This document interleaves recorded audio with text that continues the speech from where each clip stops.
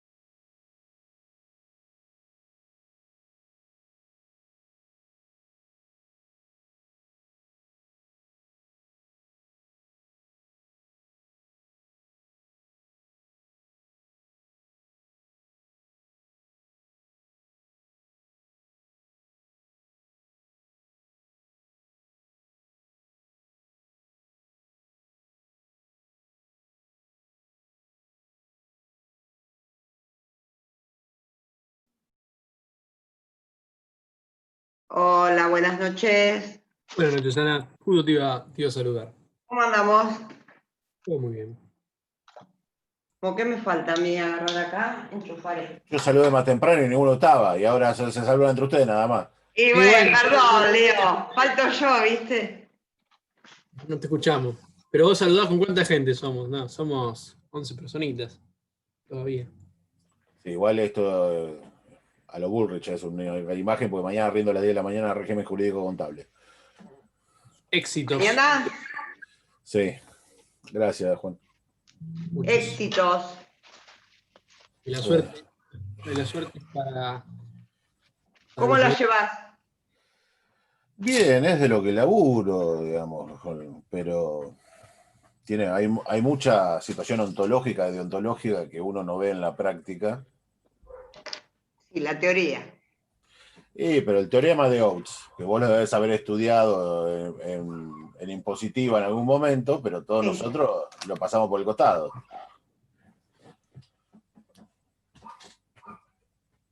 Y te digo que para el día de mañana es penal tributario, es la materia para ustedes que son jóvenes. Voy Yo a tomar el dato. voy a ser público, y voy a ser público y público. Dejen de Y querer meterme de otra carrera. Y público. Yo laburo de eso hace 16 años ya. ¿Y qué tenés ganas de hacer cuando te recibas? ¿Qué área, qué cambio, qué tenés planteado? ¿Dónde te proyectás? ¿En el área pública completamente? Y yo trabajo, sí, en una defensoría estatal, digamos, con manda constitucional. Laburo de eso. Laburo de la aplicación del ejercicio público, del derecho público. No, viste, uno no sabe. Cuando uno estudia, viste, por ahí cuando estudia tiene una profesión y por ahí después cambia, pero vos que tenés muchos años por ahí en el laburo ese, por ahí, viste, por ahí querés un cambio, no sé, viste, por eso te pregunto. Es que Y dentro de no, lo es que es. lo que más le va a gustar, Juan. No, por eso, no sé, le pregunto, capaz le No, encanta y es lo que pasa. no, lo que me encantaría, lo que pasa que no hay un ámbito de aplicación, es derecho internacional público. Me parece una materia hermosa y hiper piola para ejercer. Pero no hay un mercado que lo pueda hacer por fuera del Estado. Tiene que estar en el estudio de Dromi, digamos, para representar el X-Strike. Claro. No sé, todavía no tengo definido, pero tengo más o menos una orientación bastante marcada. ¿Qué vas a hacer, Juan? ¿Qué te gusta más? Me gusta mucho el derecho comercial, empresarial y el derecho penal. Eso es lo que más me gusta de todo lo que he visto. No tengo mucho fanatismo por otras áreas, pero de Hacé todo. la práctica de ir a la cárcel y ahí después me definís si te gusta penal. Yo ya he tenido, vengo de un ambiente jurídico de padres y conozco, y mi padre es un rezagado del derecho penal, porque es un ambiente muy complicado, y aunque lo ejerce, y sí, pero bueno, cuando a uno le gustan algunas cosas, viste, hay algunas cosas que hay que bancárselas, pero bueno, no sé, acá más adelante definiré, todavía no sé. Hola, chicos. Hola, Adri. Hola, Adri. Hola Adriana, ¿cómo estás? Mirá qué cámara limpia tenés, Adriana. Ah, ¿viste? Cambiazo. Pobre de ellos. Y les digo que estoy con la compu de Chris, no lo van a poder creer. Muchachos. Hoy tenemos de vuelta a Pato. Qué alegría. Sí. Estar un rato. Escúchame, Juanma, el tema Sí. de estos días es larguísimo, ¿eh? Larguísimo. Acuérdense de preguntarle si el lunes va a haber clase, chicos, por el feriado. Oh, por favor, que no me cancelaron todas las materias. No quiero cursar las 8 de la noche un feriado. Por eso te digo. Por favor, con piedad. No sé qué pasó el año pasado con este feriado en la facultad. Ya me olvidé.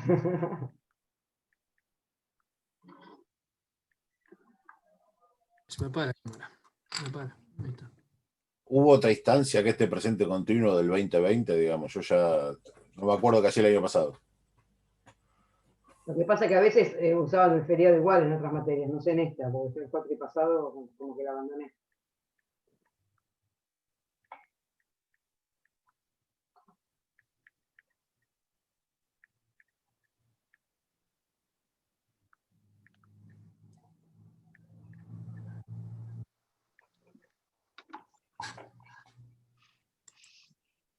No, cuando es feriado, no. Si aplicamos una lógica general, debería, si las demás materias cancelaron, debería esto también, pero bueno, uno nunca sabe. Yo he tenido clases en feriados, y conozco gente que ha tenido, así que no puedo opinar de lo que No, yo he tenido con paro clase. Yo el año pasado tengo el vago recuerdo de algún feriado haber tenido. No, feriado en la facultad no. Este No, en año. la facultad no. En la facultad no hay. Este año en algún feriado tuve clases, o un Pero 17, no sé. en la facultad no, ¿eh? No, en la facultad no. No, yo hablo con esta metodología virtual. Lo que puede ser con algún paro de micros o algo que igual hay docentes que dan. Claro. Pero feriados así nacionales, no sé, en la facultad. Acá sí, tengo conocimiento de que han dado clases en días feriados.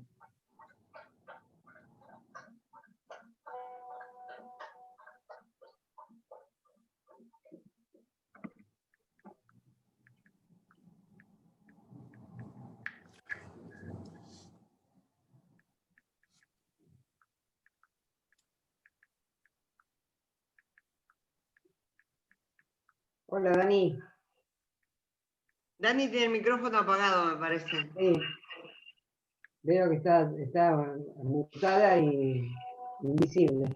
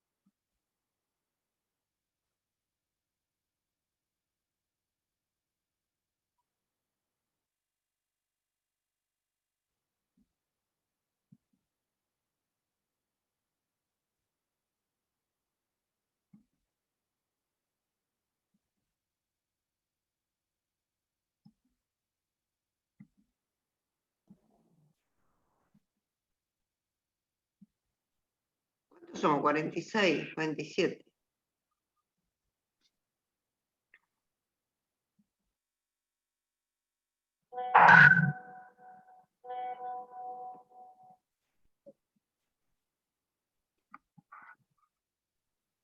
Hola, Lu. Estuve Hola, viendo el Adri. video de ayer, cómo se complicó. Así de valiente que yo nos quedamos a aguantar los trapos, ¿no es cierto, Lu? Sí, no, porque pasa que si no le ponen pausa a la grabación, no se guarda. Teníamos miedo de que Es no un se tema. guarde la grabación. claro, como terminó un chiquitín antes la clase, no se guarda.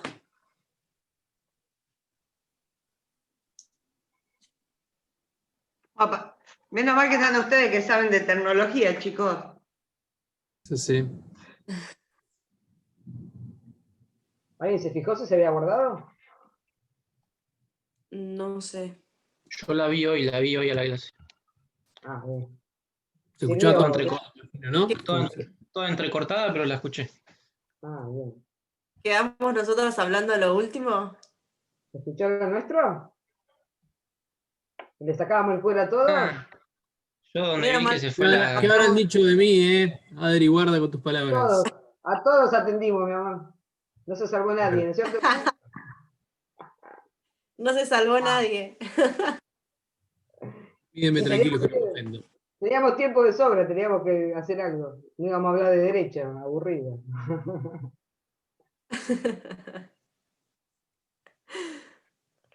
Seríamos incapaces, ¿no es cierto, Lu? De hablar a espaldas de la gente. Lindo saber Nunca. cuándo Somos buenas se hace. personas nosotros. Quedó todo grabado igual, ¿no? Así que. No, según Juan, no, por suerte. No sé, yo no lo vi, no tuve el placer de escucharlas. ¿La viste toda la clase? No, yo no. Te puedo ser sincera, yo generalmente no miro clases grabadas a menos que busque un tema muy específico. Pero Soy- la de ayer no, la de ayer no dijiste que la habías escuchado, aunque sea cortada. No, yo no, Néstor la escuchó. Yo no la escuché. Perdón, no te había No escuchado. tuve ayer, no, la entendí. Néstor, ¿estás por ahí? ¿Escuchaste algo malo? La verdad que eran 45 minutos que la profe, que había de grabación que la profe no estaba y lo saqué. Bueno, bien. Zafamos entonces. ¿A quién le están criticando? ¿A quién estás criticando, Adriana? Al internet. A Dropo, como corresponde, digamos. No, Hasta que entra Dropo en la charla. Cuando entra Claro, Dropo- la tarea del docente es imponer el terror, la tarea del alumno es de la resistencia de la crítica despiadada. No entre entiendo. bomberos no nos criticamos, querida. Me parece que estaba claro ya a esta altura, Patricio. No, pero ¿A yo qué pensé que las debemos- críticas las hacía cuando no estaba presente el profesor. Y bueno, pero nosotros somos etarios, Ahora cercanos etariamente, ya el terror reverencial ya no funciona de la misma Ya no manera. funciona, ¿no? La verdad. te agarraron confianza. Pero tienen que rendir el segundo parcial todavía, muchachos, ¿eh? Así Sí, que por eso. yo no me trataría tan mal todavía. Está perfecto, pero lo máximo puede hacer es desaprobarme, digamos, no. La verdad. Que no es la muerte de nadie, así que. Pero te dolería el desaprobado. Te puede joder bastante una noche o un par de días de mal humor. Sí. Te juro que hay cosas más importantes. No, yo sé que hay cosas más importantes. Estoy convencido, pero bueno. Perdón, Juan, te interrumpo. Vayan poniendo el presente. Perfecto, ya lo están haciendo, sin que les diga. Muy aplicados, muy bien. Muy bien. Bueno, Bueno, ¿cómo andan? volvemos ¿Todo a bien? encontrarnos para charlar de derecho procesal. Patricio, Sí, ¿te puedo pedir algo? Sí, Iván. Viste, anoche, en estos días tuvimos clase con Cristina y se nos estuvo cortando mucho las clases. Si podrías Sí. hacer un reconto como para poder entrar en esta nueva unidad. Así más o menos nos vamos ubicando. ¿Podría ser? Aunque sea de 5 minutos. ¿Un raconto de lo que tenía que dar ella? Sí, no, pero así para arriba, por ejemplo, de los títulos ejecutivos y ejecutorios, títulos completo e incompleto, como para que más o menos cuando arranqueamos con esto, con la demanda ejecutiva, ya entramos con Bien. la materia. Pero ese tema no lo había estudiado, así que me agarrás, no me tocaba y no lo había estudiado. Pero bueno, no importa. Vamos a ver si lo saca. Está bien. Es buena la acotación porque, fuera del chiste, porque me contó Cristina ayer cuando terminó que tuvo algunos problemas que se le apagaba la cámara, o no sé, que les pidió a todos que apaguen la cámara por un tema de conexión que tuvo. Está bueno lo que acaba de decir Iván. Aparte me da pie. Primero les voy a comentar una cosa. La unidad que voy a dar yo es la número 15. Pero lo que hicimos con el doctor Ferran fue dividirnos la unidad a la mitad cada uno porque él daba muy pocos temas en esta segunda parte. Entonces me pidió dar una parte de la unidad, a lo cual accedí obviamente con una sonrisa de oreja a oreja, porque quiere decir que tengo que dar menos clases. Así que conmigo lo que van a ver son el punto número 1 y número 2 de esta unidad número 15, que son los más fáciles, y el punto número 3, 4 y 5 creo que son, lo van a ver con el doctor Ferran. Es decir, a partir del cumplimiento forzoso de la sentencia de trance y remate, que es a través de la subasta, lo van a ver. Acá me está diciendo Karen que desactive la. Perdón, yo ya soy el administrador o hay otro administrador. No sé, ¿Saben eso? profe. No. Ajá. Una sos amiga vos. me avisó que no podía sos vos. ingresar. Ya sos vos el administrador. Sí, sos vos. Doctor, Sí, pará que estoy viendo a ver dónde era esto. Nunca me acuerdo cómo se hacía. 3 puntitos, ¿Alguno que ¿no? me diga de vuelta? Eran los puntitos, Ahí ¿no? abajo configuraba así. La verdad que no sé, porque no hace mucho. Yo no tampoco me acuerdo y no lo Los 3 puntos. encuentro. Pero en los 3 puntitos me dice sección de grupos. Creo que en participantes. En participantes, sí.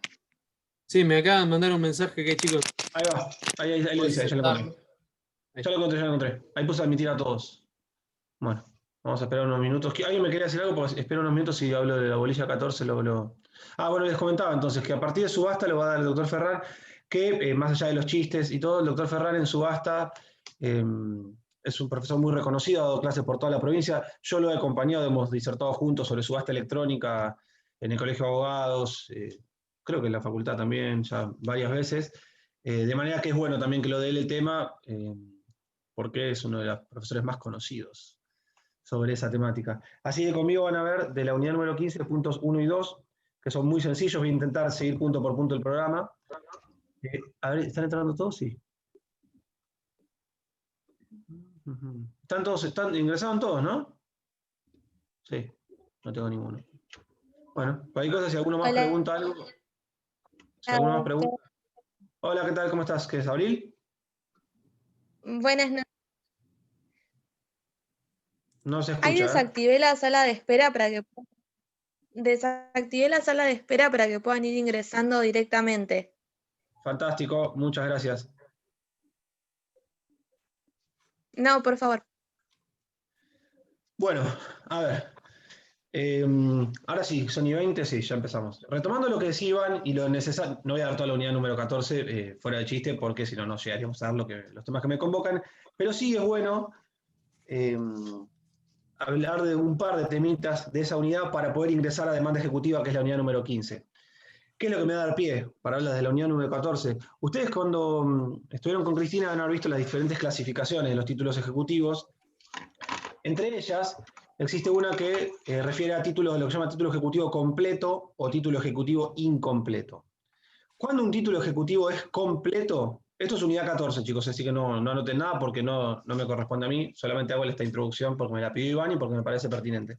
Cuando un título es Patricio, disculpa, justo eso se le cortó todo a Cris. Por eso... Buenísimo. Bueno, cuando un título es completo, entonces, tiene que tener dos cuestiones, que están en dos artículos. Artículos 518, encima es re importante esto, ¿eh? Artículos 518 y que esté enumerado en los artículos 521 o 522 o en alguna ley que expresamente prevea la vía ejecutiva, por ejemplo, la ley de tarjeta de crédito. A ver, entonces, ¿cuándo el título va a ser completo? Lo primero que tienen que ver es que encuadren alguno de los títulos enumerados en el 521, 522 o en una ley especial. Por ejemplo, que sea un pagaré, una letra de cambio, un cheque, una ejecución de alquiler que se acompañe del contrato, todos los que están ahí en esos dos artículos. Ese es el primer recaudo para que un título ejecutivo sea completo. El segundo es que se cumple lo que se llama el artículo 518, que esto es importantísimo, este artículo sépanselo muy bien. ¿A qué alude? ¿Qué refiere el artículo 518? A que lo que se ejecuta sea una obligación de dar sumas de dinero, solamente obligaciones de dar sumas de dinero, líquida o fácilmente liquidable, es decir, que se sepa el número exacto de lo que se reclama, y exigible. ¿Bien? Eso está en el artículo 518. Si no se encuentran esos recaudos, el título no se puede ejecutar todavía. O no es título ejecutivo o es un título ejecutivo incompleto. ¿Bien? Entonces les reitero. La clasificación más importante para dar esta bolilla unidad número 15 es entre títulos ejecutivos completos o incompletos. Los completos son los que ya están en condiciones de ser ejecutados. ¿Cuándo están en condiciones de ser ejecutados? Cuando, además de encontrarse dentro de la numeración de los artículos 521 y 522, también cumplen con el 518, que prevé que sea una obligación de dar sumas de dinero, líquida o fácilmente liquidable y exigible. ¿Bien? ¿Qué pasa? Existen algunos supuestos, que son los títulos ejecutivos incompletos, en los cuales le falta algún recaudo para poder acceder a la vía ejecutiva. ¿A alguno se le ocurre un ejemplo de un título ejecutivo incompleto? Piénselo con el artículo 518 que les decía recién. Escucho el reloj de fondo que hace tic-tac y nadie contesta. No tiene plazo. ¿Nadie? ¿Gastón? Falta la firma. No tiene plazo en el título. Si le falta la firma, no es título. Eso no es título ejecutivo si le falta la firma. Es más, tendrás que ir por un proceso de conocimiento y probar la validación. No, eso no. Perdón, Gastón, ¿vos qué habías dicho? Si está sometido a alguna condición. Perfecto, Tiene exactamente. que ver. Esa es Que le una. falta el importe también puede ser, ¿no? En realidad, si le falta el importe, no sería una obligación de dar suma de dinero líquido fácilmente liquidable, porque uno no sabe cuánto se reclama. Lo que dijo Adrián es muy bueno. Por ejemplo, que sometió a una condición y la condición ya se cumplió. Entonces, ¿qué es lo que tienen que hacer ahí? Lo que se llama preparar la vía ejecutiva. Preparar la vía ejecutiva es un paso previo a poder ejecutar ese título para que el juez diga si la condición está cumplida. Otro ejemplo de título incompleto muy común, la ejecución de alquileres. ¿Por qué? Porque para poder ejecutar, si ustedes hacen un contrato de locación, de alquiler de un departamento, a Candela Figueroa, y Candela se atrasa y no paga 1, 2, 3, 4 meses, podrán iniciar una acción de conocimiento que es para desalojarla y además podrán iniciar el cobro ejecutivo de alquileres, que es para que me pague los alquileres adeudados. ¿Yo puedo ir directamente con el contrato y ejecutarlo? No. ¿Por qué? Porque es un título ejecutivo incompleto. ¿Qué es lo que debería hacer yo en este caso? Preparar la vía ejecutiva, que es que se la cita a Candela para dos cosas. Primero, que reconozca la firma del contrato, y segundo, para que exhiba el último recibo. ¿Por qué se le pide que exhiba el último recibo? Esto ya es de la bolilla anterior, solamente se los digo como ejemplo. ¿Por qué se le pide que exhiba el último recibo? Porque se entiende que el último recibo que tiene es el que acredita hasta dónde pagó. Bien, porque nunca un acreedor te va, si vos debes enero, febrero y marzo, nunca te va a dar el recibo de marzo cuando vayas a pagar, te va a dar el recibo anterior si es que quiere, porque el acreedor no está obligado a recibir pagos parciales, esto está en el Código Civil y Comercial. Bien, entonces le reitero, clasificación, título ejecutivo completo, es alguno de los que encuadran los artículos 521 y 522 y que también cumple con el 518.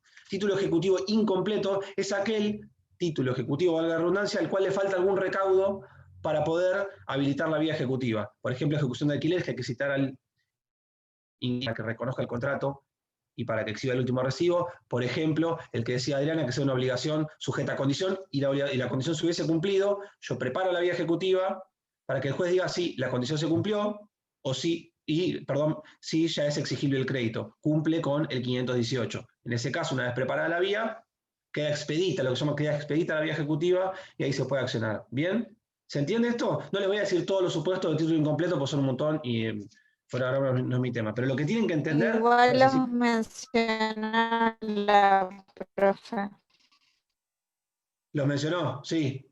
Es muy fácil estar... Lo que tiene bueno juicio ejecutivo es que leyendo los artículos del código se entiende muy fácil. Salvo unas cuestiones de fianza que lo vamos a ver mañana, que suele generar algún tipo de inquietud. Y de subasta, después es muy sencillo. Pero entiendan eso, hay algunos títulos que ya de por sí traen aparejada ejecución, expedita vía ejecutiva. Ejemplo, un pagaré. Ese es un título ejecutivo completo.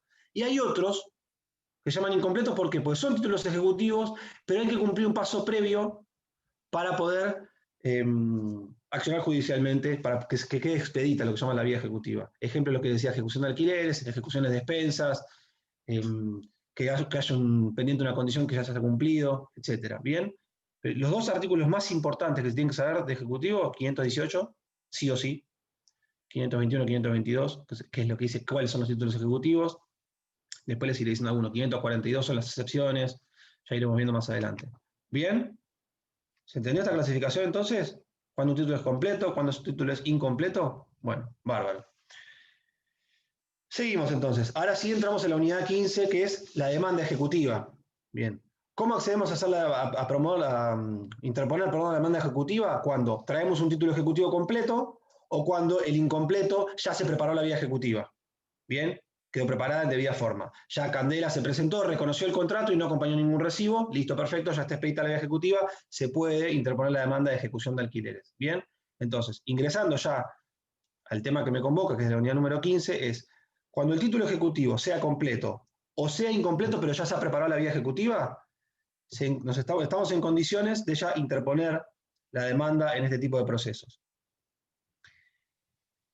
¿Cómo se interpone la demanda? Los requisitos formales, en principio, dice el código, son los del 330. ¿Se acuerdan los requisitos del 330 de demanda?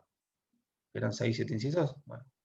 Pero ojo, ¿por qué? Porque el juicio ejecutivo, a diferencia de un proceso de conocimiento, no es necesario que uno haga un relato de los hechos expresando cada uno de los motivos por los cuales el juez debería hacer lugar a la demanda. Bien, el relato de los hechos es sucinto. ¿Por qué? Porque lo importante acá es el título que se acompaña, que se presume verosímilmente es hábil. Bien, se presume hábil. Entonces, si bien hay que cumplir con los recaudos del artículo 330 del Código Procesal de demanda, no hay que ser tan prolífico, tan minucioso como una demanda de proceso de conocimiento, que teníamos que decir los hechos uno por uno, cronológicamente, bien detallado. Acá no es necesario, porque lo importante es el título. ¿Bien? Demanda sucinta, se acompaña el título ejecutivo, y lo que se puede llegar a hacer es hacer algún tipo de referencia en el relato de los hechos a la tasa de interés, si es que el título ejecutivo prevé alguna. Si expresamente, por ejemplo, en un pagaré se previó que ante caso de incumplimiento la tasa de interés sería tanto, se puede hacer algún tipo de referencia en la demanda, si no, no es necesario. La regla general es que los títulos ejecutivos, si no tienen tasa de interés pactada, esto no importa, esto es para práctica 2, pero para que lo sepan, si no tiene una tasa de interés pactada, se aplica la tasa activa de Banco Nación. Por Código Civil y Comercial, también lo decía el Código Civil. Bien, entonces la demanda, en principio, debe cumplir con los recaudos del 330, no obstante, no hay que ser tan prolífico en el relato de los hechos, no es necesario. Se debe adjuntar el título ejecutivo, acreditar sumariamente que se cumplió con el 518, es decir, que es una obligación de dar sumas de dinero. Recuerden que para que sea juicio ejecutivo tiene que ser una obligación de dar sumas de dinero, líquido, fácilmente liquidable y exigible. 518 se los voy a repetir 100 veces. Ya se los debe haber dado la doctora Kirchner porque de la unidad anterior es muy, muy importante. Porque las preguntas que solemos hacer capciosas son incluyendo obligaciones que no son dar la suma de dinero. Y como leen rápido no se dan cuenta. Así que ahí le estoy tirando un tip, un consejo para que se den cuenta en el examen. Bien, para que proceda en juicio ejecutivo, obligación de dar sumas de dinero. Líquido, fácilmente liquidable y exigibles. Bien. ¿Qué pasa con la prueba? En el juicio ejecutivo, ¿cómo era la regla en materia probatoria en un proceso de conocimiento? Que vimos en la primera parte. Artículo 375. Las partes tienen que probar los alegados. El que alega un hecho debe probar. De manera que cuando uno interponía la demanda, debía ofrecer, pongamos que era un sumario sumarísimo, acompañar la documental y ofrecer todos los medios probatorios. Y en el caso de un proceso ordinario, en su oportunidad, una vez que salía a prueba, ofrecer los medios probatorios. Bueno, en el juicio ejecutivo, otra cosa no le dije al principio de la clase, hay que cambiar un poquito el chip de cómo venían hasta ahora. Porque no es igual un juicio ejecutivo que un proceso de conocimiento. Entonces vayan cambiando el chip porque no es lo mismo. Les dije recién por el relato de los hechos. Y en el tema de la prueba, no hay que ofrecer pruebas. La única prueba que se acompaña es la documental y no se ofrece ningún medio probatorio. ¿Bien? Ustedes interponen la demanda de juicio ejecutivo, lo único que acompaña es prueba documental, título y nada más. ¿Por qué? Porque en este caso, a diferencia de lo que sucede en el proceso de conocimiento, que como bien decía Juan Manuel, rige el artículo 375 de carga de la prueba, el que alega debe probar, en este caso, como el título se presupone hábil, se invierte la carga de la prueba. Quien deberá probar que no lo es el ejecutado. ¿Bien? Entonces, en el juicio ejecutivo, en la demanda, la única prueba que se ofrece y se adjunta es el título. ¿Bien? Como prueba documental. No se ofrece el ejecutante, no se dice actor, se dice ejecutante en el juicio ejecutivo, solamente acompaña prueba documental, no ofrece ningún medio probatorio. ¿Por qué? Porque la carga de la prueba se invierte y rige en cabeza del ejecutado. Cuando ponga excepciones el ejecutado, ofrecerá su prueba y ahí se corre traslado y el ejecutante podrá ofrecer prueba ahí. Pero en principio no tiene la carga de probar el hecho que alega, solamente con la prueba documental. ¿Bien? ¿Se entiende? Sencillín. Bueno. La forma. Sí. No sé quién habló. No, digo 10 puntos, que quedó clarísimo. Fantástico. La forma en la cual se interpone la demanda, fácil, por escrito. Estoy siguiendo punto por punto el programa, por eso estoy mirando para abajo, lo estoy mirando. Se debe presentar por escrito acompañando el título. Tradicionalmente, ustedes saben que las demandas se presentaban en receptoría con la documental. Actualmente, por la pandemia, se está haciendo todo en formato electrónico. Y lo que hace el juzgado es la salvedad que eventualmente, que seguramente lo haremos, eventualmente le pediremos que acompañen la documentación original una vez que cesen las medidas de distanciamiento social. Bien, pero la forma es por escrito y también tienen que cumplir con la digitalización dentro de las 24 horas, que ya lo vieron en la bolilla 1, creo que estaba, en la número 2, que prevé el acuerdo 3886, que una vez que se acompaña un escrito en papel, tiene 24 horas para digitalizarlo bajo apercibimiento de ¿qué? Bolilla, unidad número 1, ya se olvidaron. Lo vieron en agosto. Tenerlo no por recuerdo. no presentado. No, por no Sí. presentado. Sí, que en realidad esa Estoy complicado para prender el micrófono, no es que no me acuerde. que en realidad ese apercibimiento en el caso de la demanda, el doctor Constantino junto con el doctor Turín en su momento escribió un artículo muy interesante en el Dial que decían que ese apercibimiento es muy gravoso y no se hace efectivo en la práctica porque imagínense, ustedes acompañan la demanda en papel en plazo y por olvidarse de digitalizar me tienen por no presentar la demanda. Fíjense lo gravoso que podría ser el apercibimiento. Bueno, en el caso de demanda, ellos lo escribieron en su momento el artículo y la jurisprudencia entendió que no se desglosa igual. Por más que no la digitalicen, el apercibimiento no es el desglose en este caso porque sería dejar indefensa una parte por una cuestión formal, cuando en realidad la demanda fue presentada en tiempo y forma en receptoría. ¿Bien? Pero bueno, dato de color. Presentamos la demanda, acompañando el título ejecutivo, breve relato de los hechos, por escrito, en receptoría. Se sortea el juzgado. ¿Qué es lo primero que hace el juez? ¿Qué es lo primero que hace un juez? Fijar si es competente para la causa, antes de entender cualquier situación. Exacto. Lo primero que hace es analizar los presupuestos procesales, capacidad de las partes, prima facie, y si es competente. Luego de hacer eso y verificar, algo muy importante, verificar los requisitos previsionales y más aún los fiscales, porque si pagan la tasa de justicia después viene el bolsillo nuestro, no de los jueces, pero sí del secretario para abajo, así que la tasa nunca no la paguen, nunca pidan beneficio ni nada, paguen siempre la tasa de justicia porque después vienen a los bolsillos de acá del profesor y de otros compañeros judiciales. Entonces, independientemente de analizar la competencia, la capacidad y los requisitos fiscales y previsionales, el juez lo que hace en esta primera oportunidad es hacer un examen de la habilidad del título ejecutivo. ¿Qué significa hacer un examen de la habilidad del título ejecutivo? Fijarse. Primero, que cumpla qué, que les dije al principio hoy. ¿Qué verifica para que sea título ejecutivo? ¿Qué artículos se deben cumplir? Que sea un título completo. 518. 518. Bien. Bien. Lo primero que hace el juez cuando recibe la demanda, además de analizar la competencia, la capacidad, requisitos fiscales y previsionales, es, a ver, esto es cumple con el artículo 518, es decir, ¿contiene una obligación de dar sumas de dinero líquido fácilmente liquidable y exigible? Sí, perfecto. Segunda cuestión que hace al examinar el título, ¿está comprendido dentro del artículo 521, 522 o alguna ley especial, por ejemplo, tarjeta de crédito, que prevé la posibilidad de ir por la vía ejecutiva? Sí, perfecto. Y tercero, analiza la legitimación de las partes. La legitimación quiere decir si el acreedor o el ejecutante que viene aquí es titular del crédito y si el ejecutado es deudor. Eso es el examen del título, eso es lo que hace el juez en esta primera oportunidad. ¿Es la única oportunidad que tiene el juez para analizar, examinar el título? No. La segunda oportunidad es dictar sentencia. ¿Bien? Entonces, repito, lo que hace el juez, además de analizar la competencia, los requisitos fiscales y previsionales, es hacer un examen del título, para ver si ese título es hábil, prima facie hábil. ¿Bien? ¿Qué significa que sea prima facie hábil? Que cumpla con el 518, 521, 522 y la legitimación de ejecutante y ejecutado. ¿Bien? ¿Se considera de igual manera como un requisito de admisibilidad y de procedencia Claro. en la análisis? ¿Sería la misma lógica, digamos, que aplicamos? Exactamente, ¿por qué? Porque si no se cumpliera, que justo me sacaste las palabras de la boca, si no se cumpliera alguno de estos tres recaudos, el juez va a rechazar in limine la vía ejecutiva. ¿Bien? ¿Por qué? Porque dice que la demanda no es admisible como ejecución. Podría ir por un proceso de conocimiento. ¿Bien?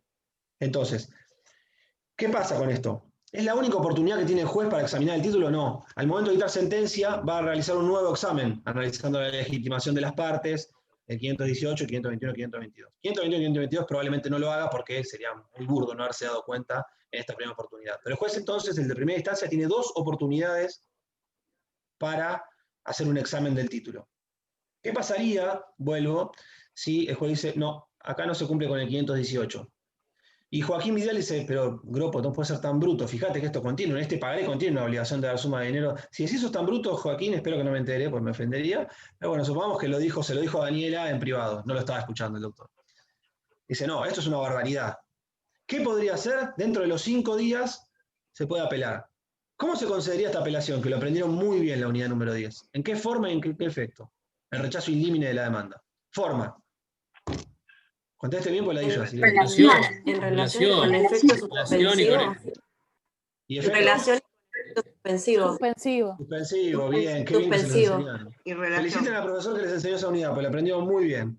Bueno, si hay un rechazo in limine de la demanda, dentro de los 5 días se puede apelar, el ejecutante puede apelar y esa apelación se va a conceder en relación. ¿Por qué en relación? Porque no, lo que se está apelando no es una sentencia definitiva de ordinario sumario, que es la única que se concedía libremente, y porque claramente esa es una providencia simple que me está causando gravamen irreparable, por ende es apelable. Entonces se concede en relación y con efecto suspensivo. ¿Por qué con efecto suspensivo? Porque los casos de efecto devolutivo no suspensivo están expresamente previstos en el Código Procesal. ¿Bien? Entonces, si me rechazaran in limine la demanda por el examen este del título, podremos apelar dentro de los 5 días y se concederá en relación y con efecto suspensivo. Seguimos. El juez efectuó este análisis. Voy a sacar el teléfono porque me distrae, me están volviendo loco. El juez efectúa este análisis y primera fase dice, está todo impecable. ¿Bien? Es decir, cumplió los requisitos fiscales, los previsionales, soy el juez competente. Que ahora vamos a ver después cuando damos excepción de incompetencia rápidamente, cuándo es competente y cuándo no. Soy el juez competente, cumple con el artículo 518, 521, 522, y la legitimación pareciera estar correcta. Entonces, ¿qué hace el juez? Dicta un primer proveído.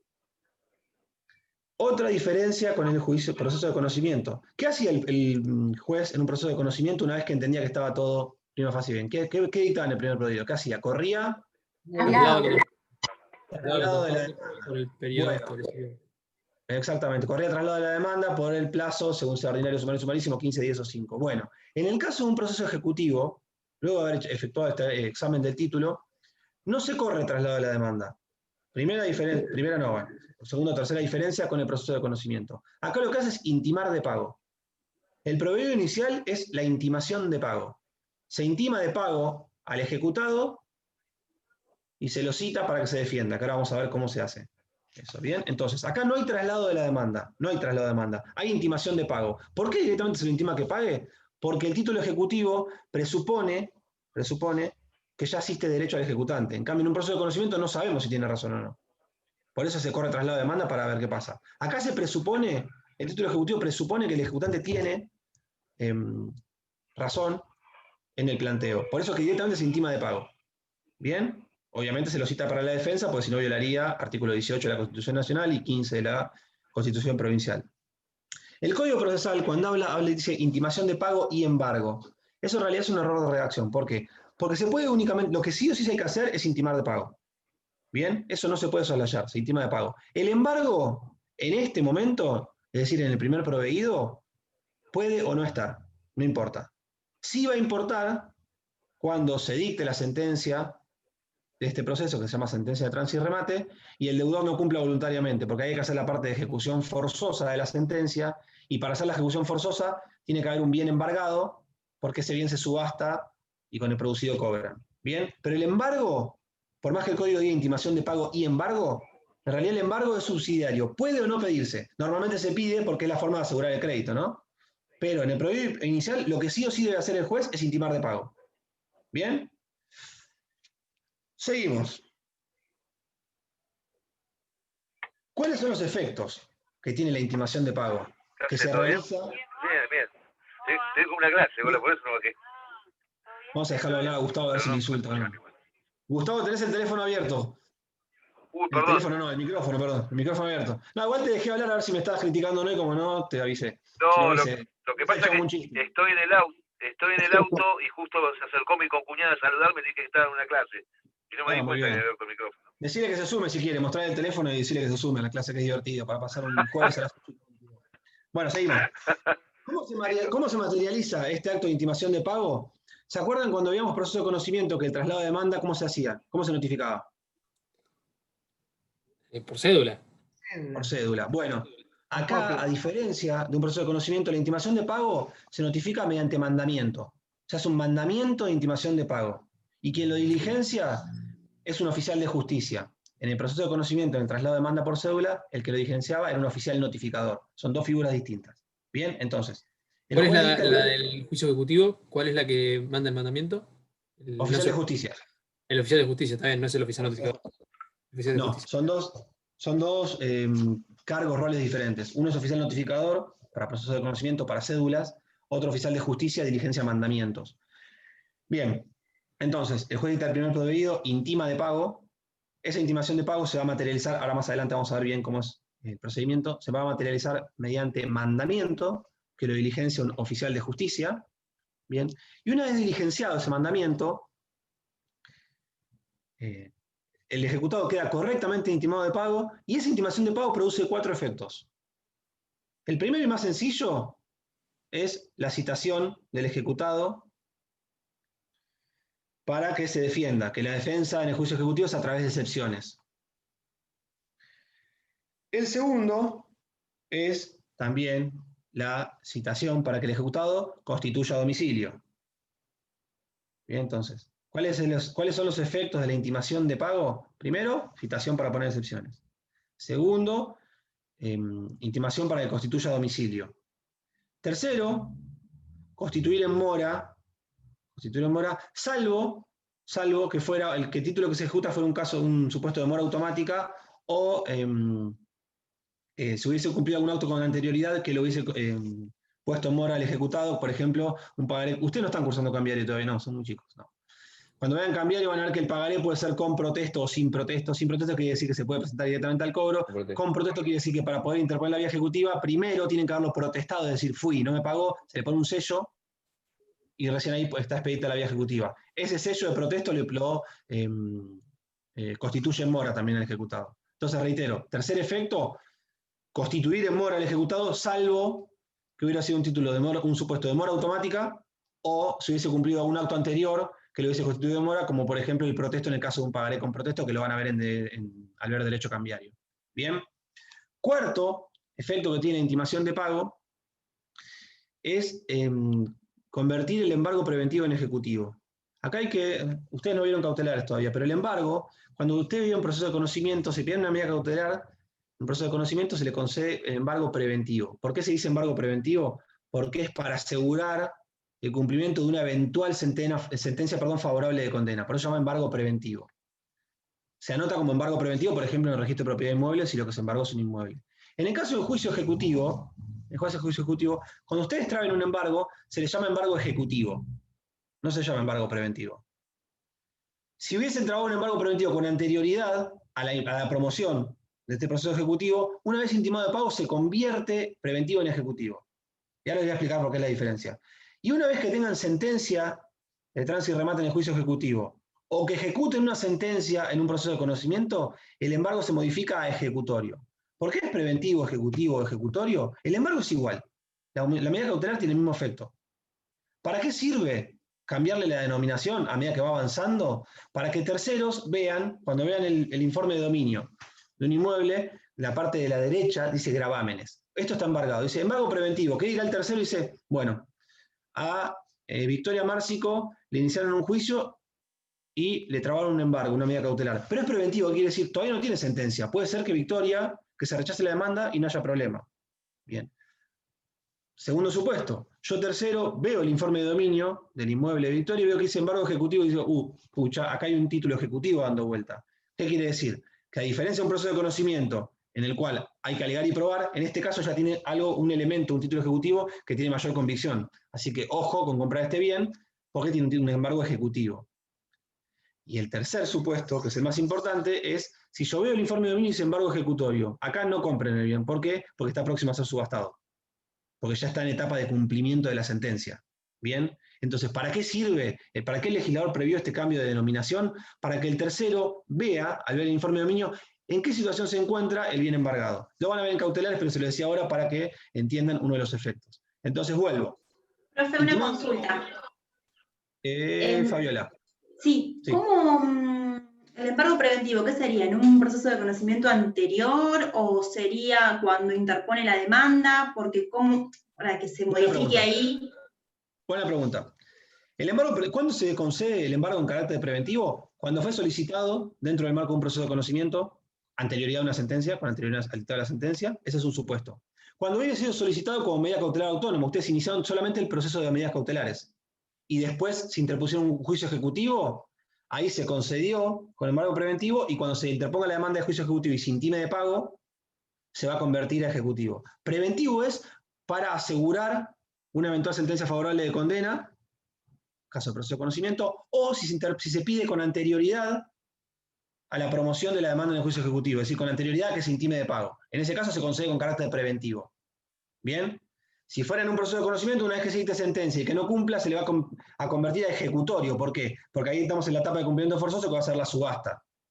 Si fuera dentro de un juicio ejecutivo, cuando se interpone la demanda de juicio ejecutivo y se intima de pago, se convierte a ejecutivo, y una vez que tengamos sentencia de proceso ejecutivo, se llama sentencia de tránsito y remate, y el deudor no cumpla voluntariamente, se va a convertir a ejecutorio. ¿Se entiende? Es una cuestión únicamente terminológica, el embargo es igual, es idéntico, terminológica, pero ¿para qué es? Para que el tercero sepa en qué condiciones está el bien cuando está viendo el informe de dominio. ¿Bien? Para que sepa, bueno, hay un juicio en trámite, hay un juicio ejecutivo, y acá, cuando el embargo es ejecutorio, este está próximo a ser subastado. ¿Bien? Es más que nada por un tema de publicidad a terceros, para que sepan bien en qué condiciones está. Ana, que es martillera, seguramente lo entiende a la perfección el tema. Entonces, vuelvo. Se intima de pago, se hace por mandamiento, ahora vamos a ver cómo es la diligencia. Esa intimación de pago tiene 4 efectos, reitero. Constituir en mora, citar para oponer excepciones, intimar a constituir domicilio y convertir embargo preventivo en ejecutivo si es que se había trabado una cautelar con anterioridad a la promoción de esta demanda. ¿Bien? Tiene que existir el embargo previo, el embargo preventivo para que esto se configure, siempre. Para que encuadre dentro de uno de los efectos. Si no podrías, si lo pidieras conjuntamente con la demanda de juicio ejecutivo, directamente es embargo ejecutivo. ¿Bien? Se convertiría de preventivo a ejecutivo si el embargo fue solicitado con anterioridad a la promoción de la demanda de juicio ejecutivo. Si lo solicitas en forma conjunta, directamente sale como embargo ejecutivo. ¿Se entiende? Ah, pero se puede en los dos casos, no requiero yo ya haberlo pedido. No. De hecho, en los juicios ejecutivos generalmente no hay embargos pedidos con anterioridad a la promoción de la demanda. Por eso. Está bien. Pero podría darse tranquilamente. Es más, podría ser... Se me viene a la mente uno, por ejemplo. Perdón, ya te dejo, Fabiola. Si fuera un título incompleto, por ejemplo, para asegurarme, yo todavía no tengo expedita la vía ejecutiva, es decir, no puedo interponer la demanda de juicio ejecutivo porque tengo que preparar la vía. Podría interponer un pedido de medidas cautelares antes. En este caso me lo concederían como preventivo, y una vez que esté expedita la vía ejecutiva y si interponga la demanda, me lo van a convertir a ejecutivo. Ese es un supuesto que podría darse tranquilamente. ¿Fabiola? Sí, el preventivo, entonces, ¿cómo sería cuando dijiste proceso de conocimiento anterior o si no como una medida cautelar autónoma? Eso, o sea, ¿cómo lo interpones? ¿Con el título o...? Sí, tendrías que acompañar el título. Si, por ejemplo, fue un título incompleto, tendrías que acompañar el título incompleto y presentás el pedido de medida cautelar nada más. Se presenta en receptoría, se solicita al juzgado, el juzgado lo otorga. Después, cuando interponga la demanda, va a ir al mismo juzgado, porque hay conexidad. Como un incidente. Sí, es un incidente de medidas cautelares, un pedido de medidas cautelares en forma autónoma. Bien. Se podría dar, por ejemplo, en un supuesto de título incompleto, para no esperar, porque el delincuente... Claro, mientras preparás la vía, vende el bien. Claro, para evitar que el delincuente de Joaquín venda sus bienes, sabiendo que están preparando la vía ejecutiva, en cualquier momento le van a interponer una demanda, Joaquín no le veo la cara, así que si está haciendo caras no me doy cuenta, le interpongo un pedido de medidas cautelares. Una vez que el título sea completo, interpongo la demanda ejecutiva y ahí el juez me la va a convertir en preventivo a ejecutivo. ¿Bien? Bien. Seguimos. ¿Se puede ampliar la demanda en un proceso ejecutivo? Sí, se puede ampliar. Y acá, a diferencia de lo que vemos en proceso de conocimiento, es un poquitín más complejo. No difícil, pero más complejo. ¿Por qué? En los procesos de conocimiento se puede ampliar la demanda, sí, ¿hasta cuándo? Hasta que se corta Hasta la traba de la litis. Hasta que la traba de la litis. Hasta la traba de la litis, no sé quién contestó, creo que fue Gabriela. Hasta la traba de la litis, artículo 331 del Código Procesal. Esa era la oportunidad que teníamos para ampliar la demanda. Una vez que se notificaba el traslado de la demanda, frito, quedó ahí. Bueno, ¿qué pasa en el caso de los procesos ejecutivos? Bueno, acá hay que distinguir. Si es antes, si la ampliación de la demanda se quiere solicitar antes de la sentencia de tránsito y remate, les digo, la sentencia de proceso ejecutivo se llama sentencia de tránsito y remate. Entonces, si la ampliación de la demanda se quiere pedir antes de la sentencia de tránsito y remate, hay que hacer dos distinciones.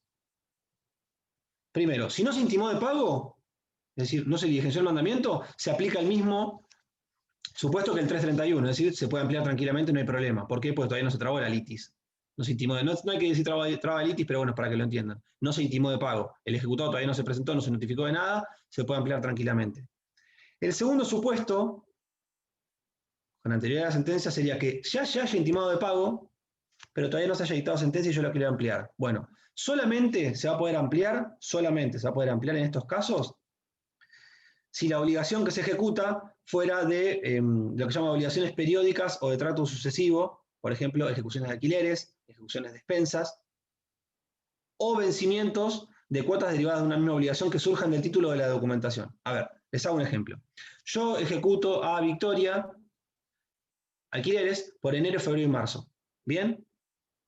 Presento la demanda en abril. Ya estos 3 están exigibles. Preparo la vía ejecutiva, perfecto. El proceso va haciendo su trámite, pero en abril tampoco me pagó, en mayo tampoco me pagó, en junio tampoco me pagó, y todavía no se dictó sentencia de tránsito y remate.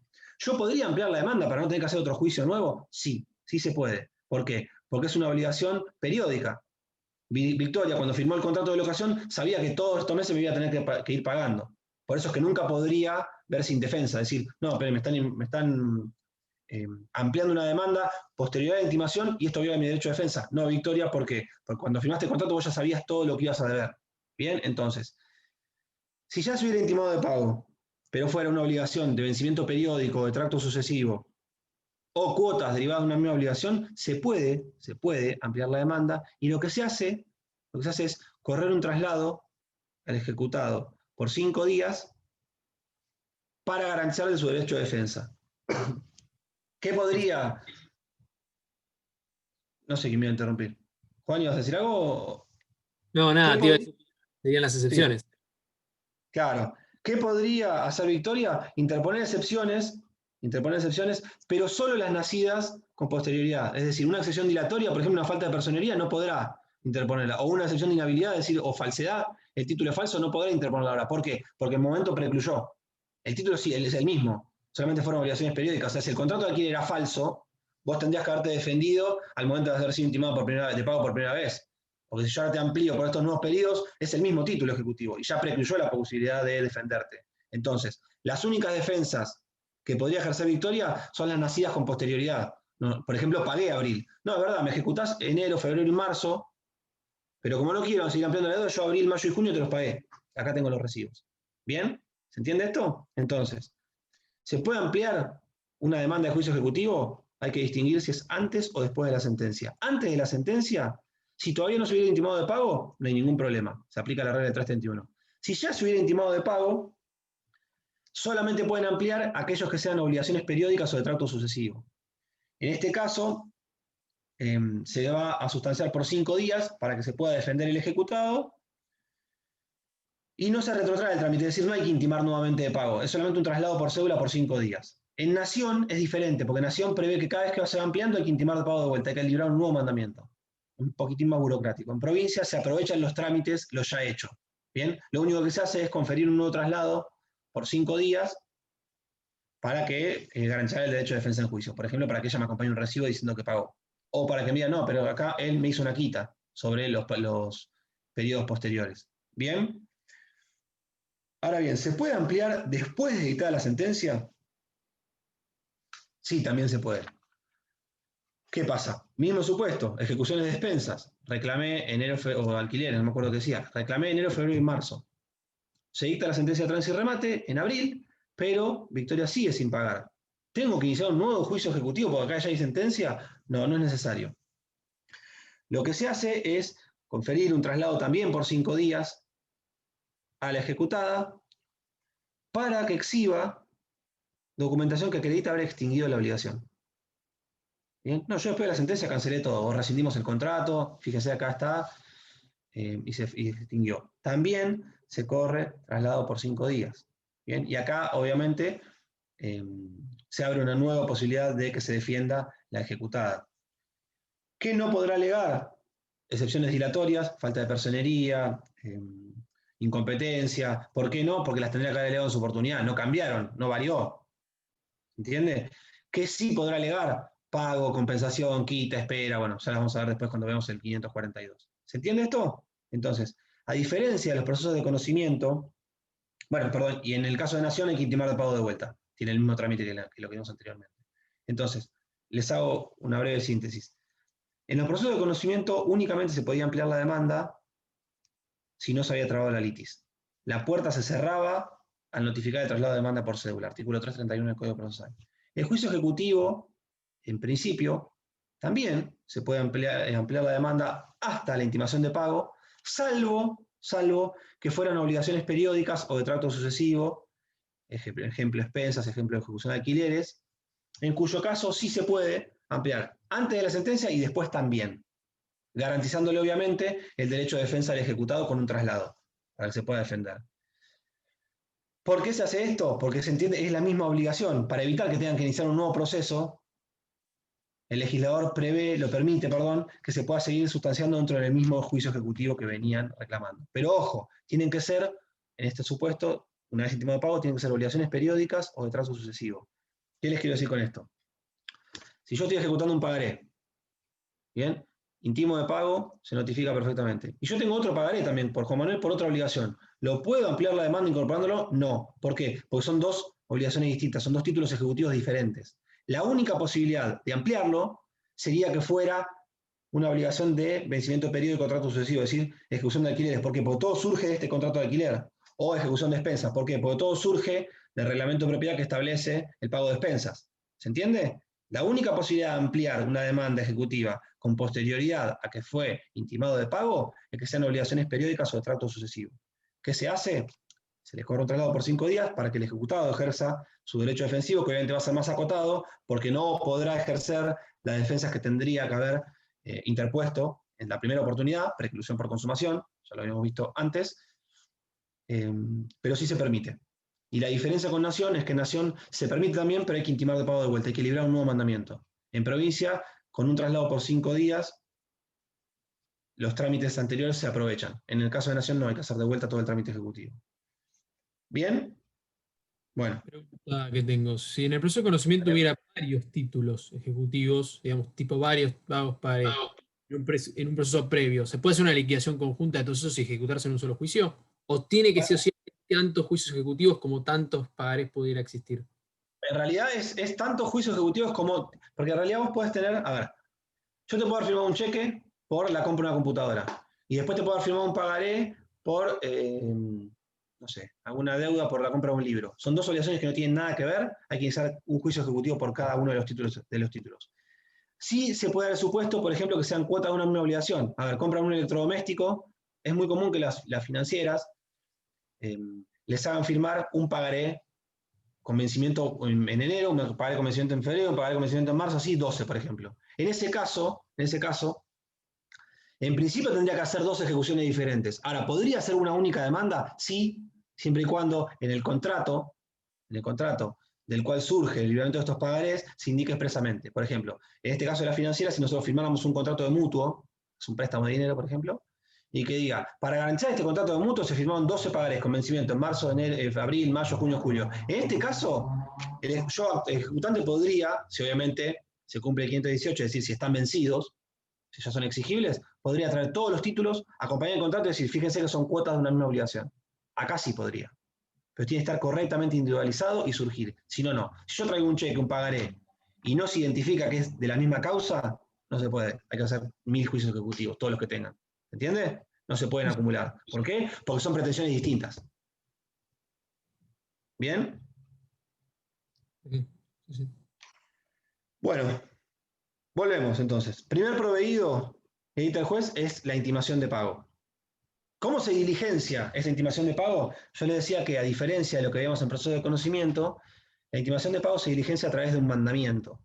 El trámite lo hace un oficial de justicia. ¿Cómo se hace? ¿Ustedes se acuerdan? A ver si se acuerdan. Por ahí no se acuerdan. Morena está mirando con una cara seria, digo, a ver si se acuerda. ¿Cómo se hacía el trámite para el confronte, para el control de una cédula para notificar el traslado de demanda? ¿Cómo lo hacían? ¿Le enviaban electrónica, lo traían en papel? ¿Cómo se hacía? Polilla 1.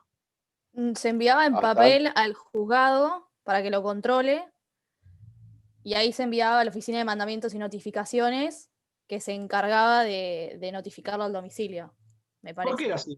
Excelente. ¿Por qué era así, Victoria? En el caso de la demanda. En derecho el que haría funda, ¿eh? Es nulo. ¿Por qué es así? No creo que se los deben haber dicho. Yo hay un PowerPoint mío dando vueltas, me parece, por la facultad también sobre eso. El tema del diligenciamiento papel o electrónico hay que hacerlo en 3 distinciones. Hay trámites que se hacen absolutamente en papel, es decir, se trae en papel, se confronta en papel, lo envía a la oficina en papel y lo devuelve diligenciado en papel. Otros trámites que se hace la mitad electrónico y la mitad papel, es decir, ustedes lo envían electrónicamente al juzgado, el juzgado lo confronta electrónicamente, lo envía electrónicamente a la oficina lo imprime, lo diligencia en papel y lo devuelve. Y otro trámite que es todo electrónico. Ustedes lo envían electrónicamente al juzgado, el juzgado lo confronta y lo envía electrónicamente al destinatario. ¿Cómo son los supuestos? La regla general es que todo el diligenciamiento se hace electrónico. ¿Cuándo es mitad electrónico y mitad papel? Por ejemplo, la citación de un tercero, un testigo, o un extraño del proceso. Yo envío la cédula electrónica para notificarle a la audiencia testimonial, el juzgado lo confronta, lo envía electrónicamente a la oficina lo imprime, va a la casa del testigo, le golpea la puerta, le dice, hola, ¿qué tal? ¿Cómo andan? Buen día, lo vengo a notificar a esta audiencia. ¿Y cuándo es todo papel? El único supuesto es la demanda. Estamos hablando del proceso de conocimiento. La demanda se acompaña en papel con la documental, el juzgado la confronta en papel, la envía a la oficina en papel, la oficina la diligencia y lo devuelve. En el caso de juicio ejecutivo también se hace así todo papel. ¿Por qué? Porque la oficina no imprime copias. Y ustedes, siempre con la demanda, tienen que acompañar copias de la demanda, perdón, siempre al notificar la demanda, tras la demanda, tienen que acompañar copias de la demanda y de la documental. Como la oficina no imprime las copias, indefectiblemente usted tiene que traer todo en papel al juzgado, el juzgado lo confronta en papel, lo envía en papel a la oficina de diligencia y vuelve. Entonces, ¿cómo se hace el diligenciamiento del mandamiento? Lo tienen que entrar en papel al juzgado, conjuntamente con la demanda y con la copia del título ejecutivo y de toda la documentación que acompañaron un contrato. El juzgado lo confronta.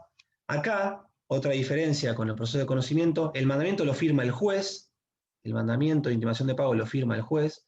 Cuando notificamos el traslado de demanda, la cédula la firmaba el abogado del actor. Acá no. El mandamiento de intimación de pago, en realidad todos los mandamientos, pero estamos hablando del mandamiento de intimación de pago, lo firma el juez y lo envía a la oficina. La oficina lo diligencia, que ahora vamos a ver cómo es, y lo devuelve en papel al juzgado. ¿Bien? Entonces, el trámite es todo en papel. El mandamiento lo firma el juez. Lo envían a la oficina. ¿Qué es lo que hace? La oficina se lo asigna al oficial de justicia. Esto creo que lo deben saber, pero la oficina tiene como una grilla, está dividido en Mar del Plata, está dividido en sectores, y cada uno tiene asignado un barrio. Le asigna, si es el barrio de Los Troncos, le asigna al oficial de justicia encargado del barrio de Los Troncos de todos los diligenciamientos de notificaciones. ¿Y qué es lo que hace el oficial de justicia? Va a la casa del ejecutado, del deudor, y lo intima y dice, buenos días, si estaba pasándola bien, vengo a borrarle la sonrisa del rostro, lo vengo a intimar de pago por la causa bla, bla, bla. ¿Sobre qué lo intima? Por capital y por la suma presupuestada para afrontar intereses y costas, que se lo fija el juez discrecionalmente. Normalmente es entre el 30 y el 50% del monto de capital, pero lo fija el juez. ¿Bien? ¿Por qué? Porque el juez intima de pago para pagar capital y una suma presupuestada para afrontar intereses y costas. El oficial de justicia entonces, ¿qué hace? Le golpea la puerta al ejecutado y dice, le vengo a traer un mandamiento, usted tiene que abonar esta suma, 10.000 pesos de capital, más 5.000 pesos, que son los presupuestados para intereses y gastos. ¿Qué es lo que puede pasar aquí? Primera opción es que el ejecutado diga, sí, cierto, tengo esta deuda, y le entregue la plata en la mano al oficial de justicia. Si así sucediera, el oficial de justicia dentro de las 24 horas posteriores tiene que depositarlo en el Banco Provincia, que es el banco oficial de la provincia de Buenos Aires, en una cuenta a nombre del juzgado de ese expediente. Bien, entonces, el oficial de justicia va a golpear la puerta, lo atiende el ejecutado, le dice, le vengo a reclamar esto, acá tiene el mandamiento, tiene una copia del mandamiento y una copia de la documental adjuntada. Si el ejecutado le entrega la suma de dinero adeudadas, el oficial de justicia las debe depositar dentro de las 24 horas hábiles siguientes, obviamente hábiles, pues los bancos los días inhábiles están cerrados, en cuenta abierta a nombre del juzgado. Segundo supuesto, podría ser que el ejecutado diga, sí, tiene razón, pero no tengo dinero para entregarle. En ese caso, se les deja la copia del mandamiento, de la demanda y de la documental, y a partir de ahí comienza a correr el plazo para ejercer su derecho de defensa, que es para oponer excepciones. ¿Bien? Tercer supuesto, que fuera y el ejecutado no estuviera. En ese caso, devuelve el mandamiento sin diligenciar.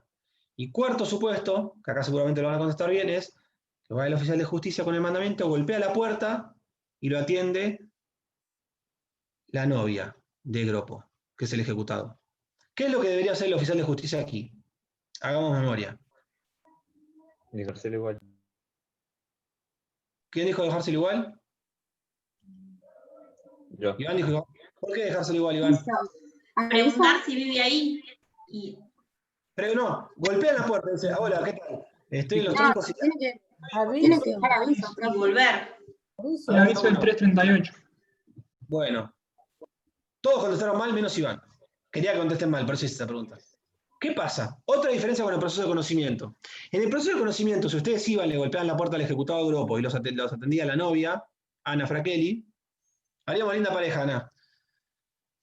Las atendía Ana Fraquelli y dice, sí, la verdad, Patricio Gropo es mi novio, pero no está, ¿Qué es lo que tienen que hacer ustedes en el proceso de conocimiento? El oficial notificador le dejaba aviso a Ana y le decía, bueno, avisale a Patricio que voy a ir mañana, en este mismo horario, a diligenciar la cédula. Si iba al día siguiente y lo volvía a atender Ana, o no atendía a nadie, fijaba la cédula, que la entregaba. Bueno, en el juicio ejecutivo, otra diferencia con el proceso de conocimiento, el aviso previo no existe.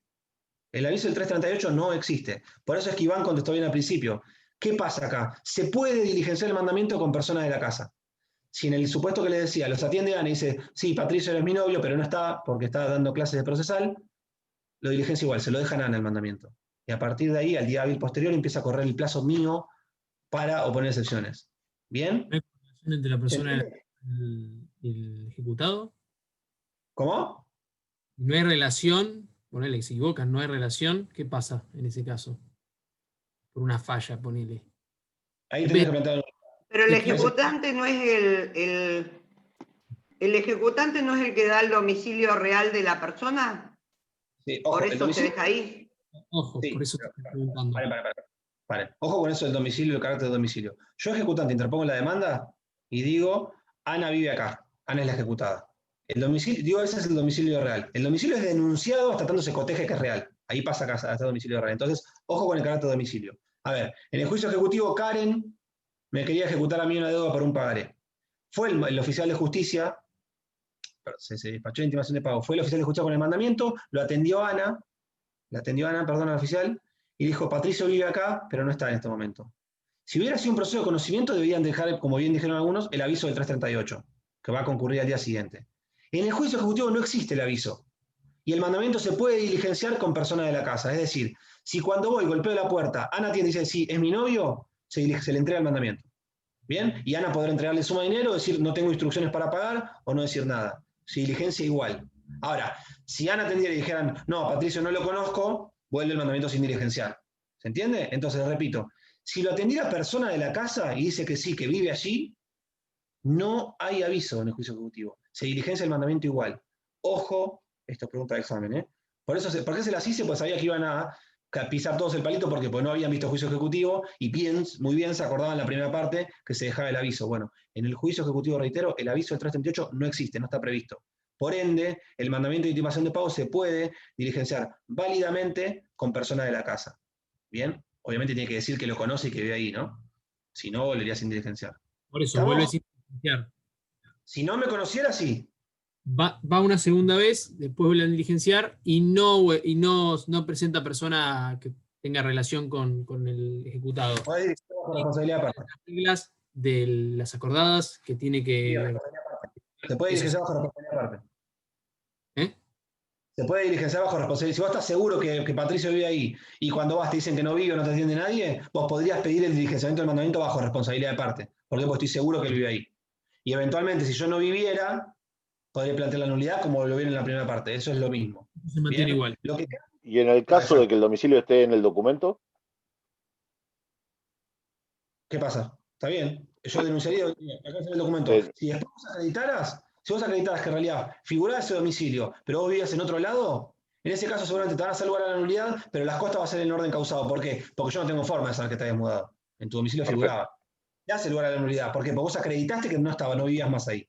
Pero no me van a imponer las costas a mí, porque yo no tengo forma de saber. Adivino no puedo ser para saber que te mudaste y no hiciste el cambio de domicilio. ¿Bien? Eso en reglas de... Profe, en el supuesto anterior que dijiste que no estaba y que devolvía el mandamiento, ¿qué hace? ¿Vuelve el otro día? No, si no hay nadie, o lo atiende y dice que no vive, lo devuelve a la oficina y la oficina del juzgado sin diligenciar. Y ahí el ejecutante tendrá que decir si pide un nuevo mandamiento bajo responsabilidad de parte o si libra un oficio a la Cámara Electoral para ver si cambió el domicilio, etcétera, las averiguaciones correspondientes. ¿Bien? Entonces, chicos, les reitero, ¿qué es importante esto que sepan? Cuando va a intimar de pago, si está el deudor, se hace en la persona del deudor, que podrá pagar en el acto, en cuyo caso tendrá que pagar capital y la suma presupuestada por intereses y costas, y el oficial de justicia lo deposita en el banco. No pagar, porque dice no tengo dinero en este momento, en cuyo caso ahí queda citado formalmente para ejercer su derecho de defensa, que es a través de excepciones, vamos a ver cómo es. Si no hubiera nadie, o lo atendieran y dijeran que no vive el ejecutado ahí, se devuelve sin diligenciar. Y el cuarto supuesto, que es el más interesante. ¿Por qué interesante? Porque varía con lo que era en proceso de conocimiento que ustedes habían visto, es que si lo atiende persona de la casa y dice que sí vive ahí, pero no está, se cumple la notificación, la intimación en el acto. No existe el aviso. Se diligencia con esa persona. Se le deja la copia del mandamiento y la copia de la demanda y la copia de la documental a esa persona. ¿Bien? Ojo con errarle en eso. ¿Bien? Porque esta es otra diferencia con el proceso de conocimiento. Bien. Yo les decía hace un ratito que cuando se intima de pago, el código habla de intimación de pago y embargo. Yo les dije que en realidad la intimación de pago es obligatoria, pero el embargo no. Si el ejecutante lo pide, el juez lo concederá, y si no lo pide, no es necesario. Va a ser necesario sí o sí cuando se dicte sentencia, si el ejecutado no cumple en forma voluntaria, para hacer el cumplimiento forzoso. El cumplimiento forzoso es rematar algún bien, subastar algún bien del deudor, para con el producido cobrar yo mi crédito. Entonces, ¿qué pasa con el embargo? Sin perjuicio que se habla de intimación de pago y embargo, es subsidiario. ¿Puede o no pedirse en este estadio, en este primer estadio procesal? Si se pidiera, lo que hay que hacer es analizar sobre qué tipo de bien se pidió. ¿Por qué? Si se pidiera sobre algún tipo de bien registrable, por ejemplo un inmueble o un automotor, lo que se hace, el embargo se efectiviza mediante oficio. ¿Ven? Se le libera un oficio al registro de propiedad inmueble para que inscriba el embargo sobre el bien de Victoria, sobre la casa de 3 pisos de Victoria, con pileta climatizada. ¿Bien? Se traba embargo con carácter de ejecutivo directamente. ¿Por qué ejecutivo? Porque estamos dentro de un proceso ejecutivo pidiéndolo. ¿Bien? Si fuera un automotor, sería un oficio de registro de propiedad de automotor. Ahora bien, si fuera un bien mueble no registrable, acá hay que distinguir. Si ese bien mueble que es de propiedad de Gastón, lo tiene guardado en su casa Gisela, lo que se hace es se le libra una cédula a Gisela diciendo que se embargó el bien de Gastón, y el juez aclara si ella lo va a seguir conservando en carácter de depositario o lo tendrá que entregar en un plazo. Bien, entonces, si el bien del deudor que se embarga estuviera en poder de un tercero, fuera no registrable, perdón, y estuviera en poder de un tercero, se le libra cédula a ese tercero, notificando el embargo. Y si el bien mueble no registrable a embargar estuviera en poder del deudor, ahí sí se hace en forma conjunta con el mandamiento. ¿Qué hace el oficial de justicia? Golpea la puerta, intima de pago. Si le pagan, bárbaro, lo que dijimos antes, deposita en el Banco Provincia y chau. Si no le pagan, realiza una segunda acción que es proceder a embargar los bienes muebles del deudor. Y ustedes me dicen, ¿qué bienes muebles va a embargar? En principio el oficial de justicia va a embargar los bienes muebles que le indique el actor. Normalmente va el abogado del actor, va a la diligencia cuando se embargan bienes muebles no registrables para elegir. ¿Por qué? Voy a elegir siempre los bienes que yo entienda que se van a subastar por mejor valor. Si vengo a la casa de Patricio, no voy a subastar el pizarrón de la hija porque sale 2 pesos, sino que le voy a subastar el plasma de 50 pulgadas, que no tengo, pero bueno, piensen que sí. Entonces, el actor va a individualizar los bienes a embargar y el embargo lo efectiviza el oficial de justicia. ¿Qué pasa con esos bienes? Se designa lo que se llama un depositario, que puede ser el mismo deudor, es decir, Ana o Patricio, te embargué ese plasma de 50 pulgadas, está embargado, te lo podés quedar, pero no hagas nada, porque pues está embargado, vos ya no tenés libre disposición sobre eso, sobre ese bien, porque pesa una medida cautelar. O lo que se puede pedir al juez es que se lo secuestre en ese acto, y se designa un depositario, que puede ser el mismo acreedor o un tercero. Bien, entonces les reitero. ¿Qué pasa con el embargo? ¿Es obligatorio embargar en este primer momento en la intimación de pago? No, es subsidiario. Va a ser obligatorio si tenemos que arribar a una etapa de cumplimiento forzoso de la sentencia. ¿Cómo se efectiviza el embargo? Bueno, aquí hay que distinguir. Si fuera un bien mueble registrable, un buque, un avión, un auto, un inmueble, se libra oficio al registro respectivo para que anote la medida cautelar. Si fuera un bien mueble no registrable lo que quiero embargar, si está en poder de un tercero, se le libra por cédula, se le notifica a ese tercero el embargo. Si está en poder del deudor, se hace en forma conjunta con la intimación de pago, con el mandamiento de intimación de pago. Primero se le intima, y si no paga, se empiezan a embargar los bienes muebles. ¿Qué pasa? Salvo, obviamente, que sean bienes inembargables, ¿no? Eso ya lo han visto antes, 219, si no me traiciona la memoria del Código Procesal. Obviamente no les van a dejar embargar una heladera porque eso es indispensable para la subsistencia. Ustedes pueden embargar bienes muebles no registrables que no sean indispensables.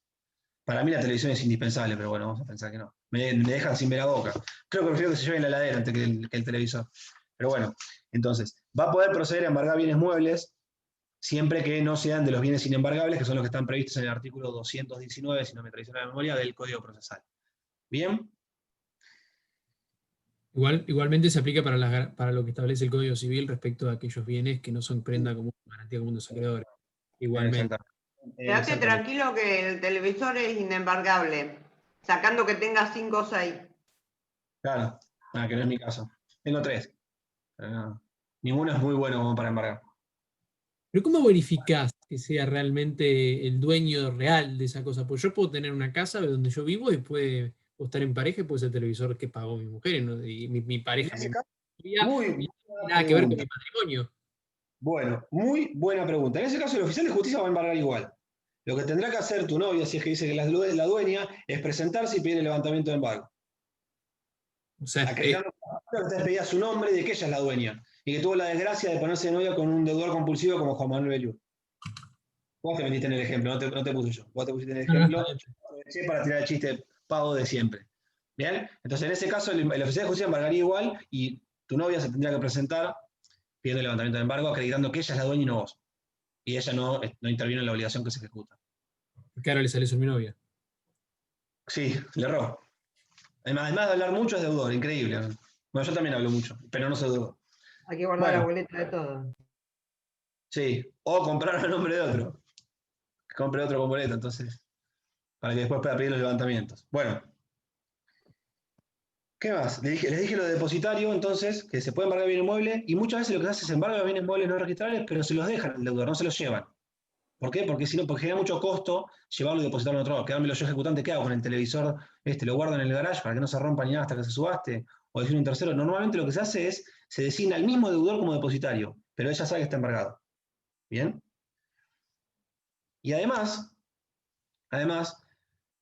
cuando se traban estos embargos sobre bienes muebles, el ejecutado tiene la obligación de decir si no hay otro embargo también que pese sobre ese televisor.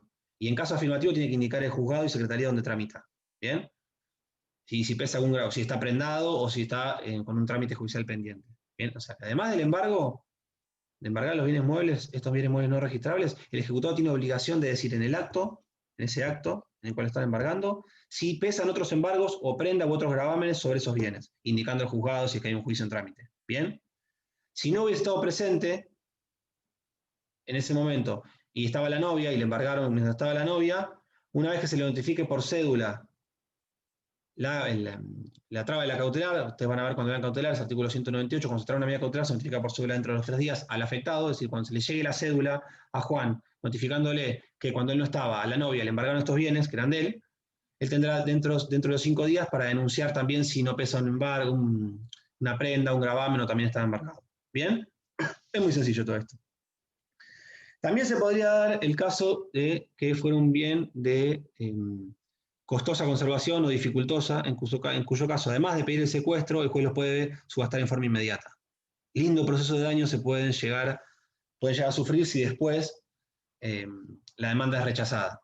¿Bien? Porque le subastaron bienes a un ejecutado y la demanda fue rechazada. Pero les reitero, si fuera un bien embargado de dificultosa o muy costosa conservación, por ejemplo, no sé, pescado, y sale una fortuna tener la cámara frigorífica, el juez puede proceder a su venta en forma inmediata.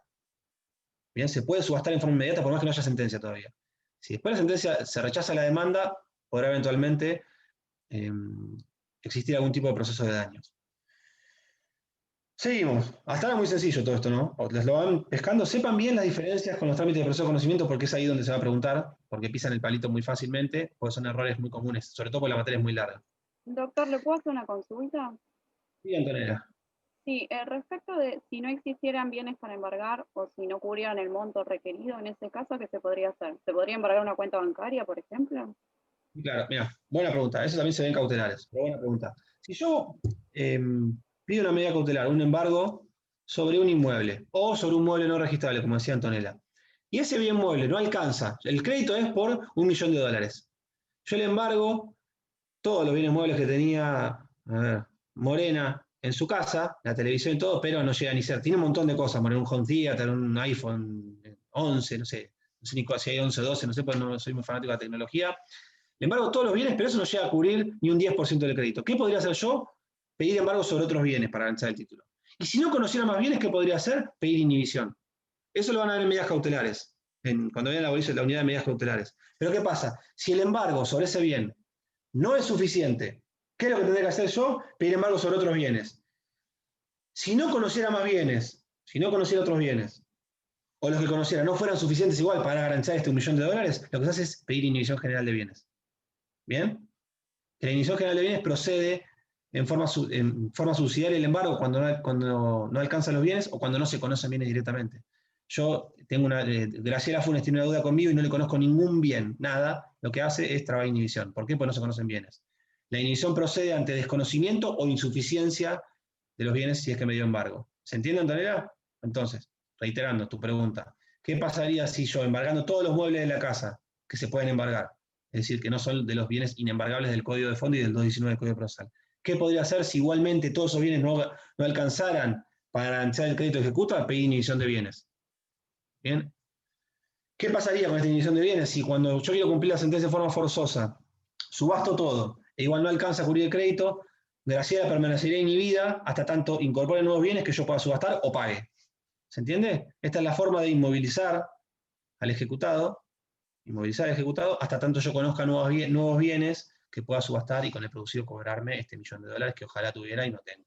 Si tuviera probablemente no daría clase, estaría bajo una palmera tomando sol. Seguimos. ¿Qué pasa con el tema de costas? Si el demandado, una vez que se le intima de pago, paga, directamente abona la deuda en ese momento, igualmente se le van a imponer las costas. ¿Por qué? Porque por su desidia debió accionarse judicialmente. Esto es sentido común.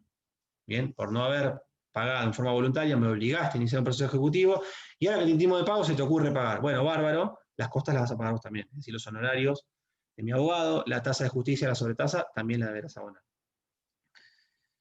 ¿Hasta acá se entiende?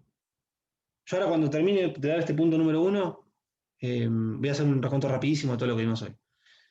Mañana les aclaro, la mitad de la clase voy a dar yo, y la otra mitad la va a dar el doctor Ferran, porque tenemos 3 clases sobre juicio ejecutivo nada más. Así que de 8:15 a 9 van a estar conmigo y de 9 a 9:45 con él. Así que la primera parte va a ser mal y la segunda parte va a ser excelente, así que quédense hasta el final mañana. No vean el partido de Boca y de River que creo que juegan en ese horario.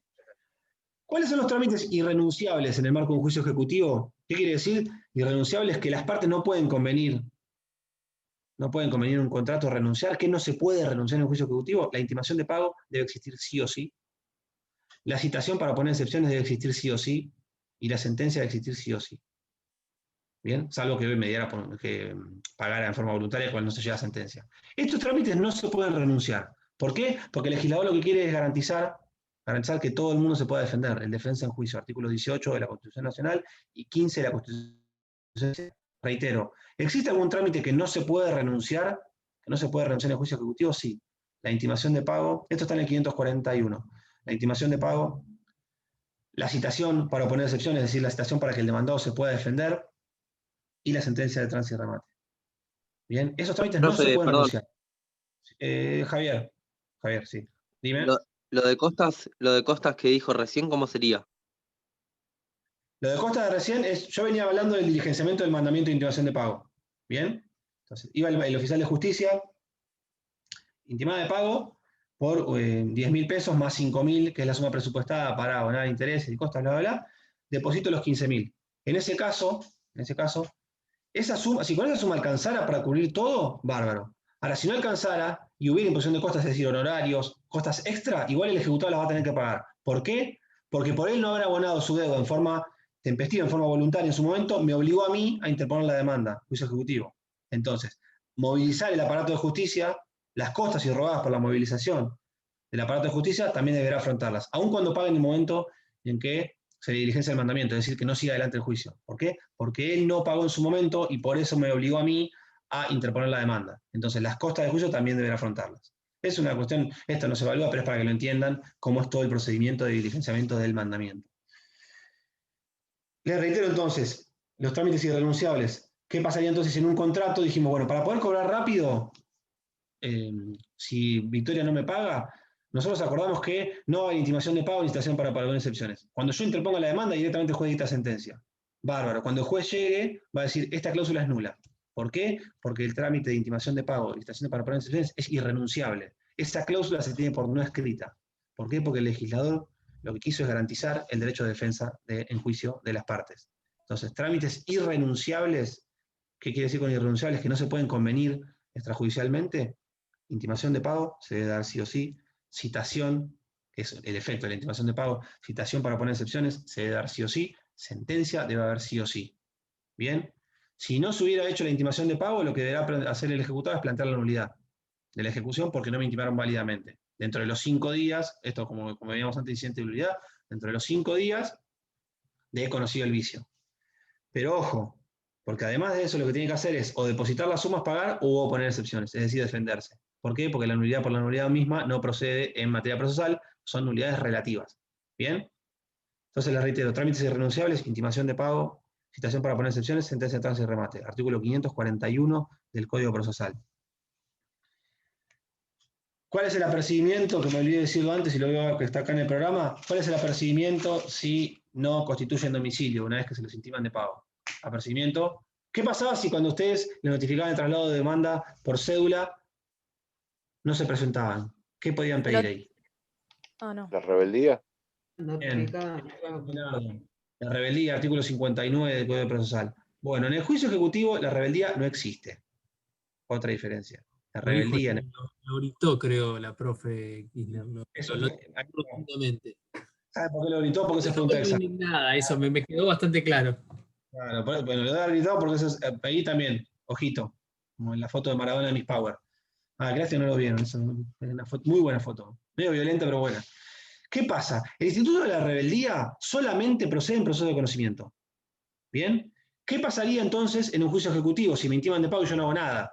¿No me presento o no constituyo domicilio? Lo que se aplica es el apercibimiento del 41, artículo 41, que es tenerle por constituido el domicilio en los estrados de juzgado. No aplica la rebeldía. La rebeldía solamente lo grito, igual que lo gritó la doctora Kirchner, para procesos de conocimiento.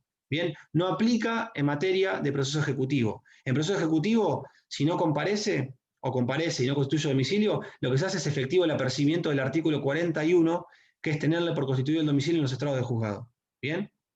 Y a partir de ahí, las sucesivas notificaciones que deben realizarse se harán por Ministerio de Ley. ¿Bien? Pero la rebeldía no existe, no es aplicable en procesos ejecutivos. Si les preguntan esto en el examen y lo contestan mal, me van a hacer enojar. Y a la doctora Kirchner también. ¿Bien? Fantástico. Tengo unos minutitos, sí. Pasemos unos minutos, dos cosas digo del punto 2 y después hago una repetición rápida de lo que vimos hoy. Lo intimaban de pago. En tiempo y forma, perfecto. Me vino el mandamiento, le digo, la verdad no tengo dinero, el oficial de justicia devuelve, quedó intimado de pago. ¿Qué puedo hacer yo como ejecutado? ¿Se acuerdan que en los procesos de conocimiento, que yo creo también les pasé un PowerPoint, yo les iba diciendo qué actitudes podía tomar el demandado en un proceso de conocimiento? Bueno, ¿qué actitudes puede tomar el ejecutado en el marco de un juicio ejecutivo? La primera, no hacer nada, es decir, no comparecer, en cuyo caso se hará efectivo lo que les decía recién del apercibimiento del artículo 41, que es tenerle por constituido el domicilio en los estrados de juzgado.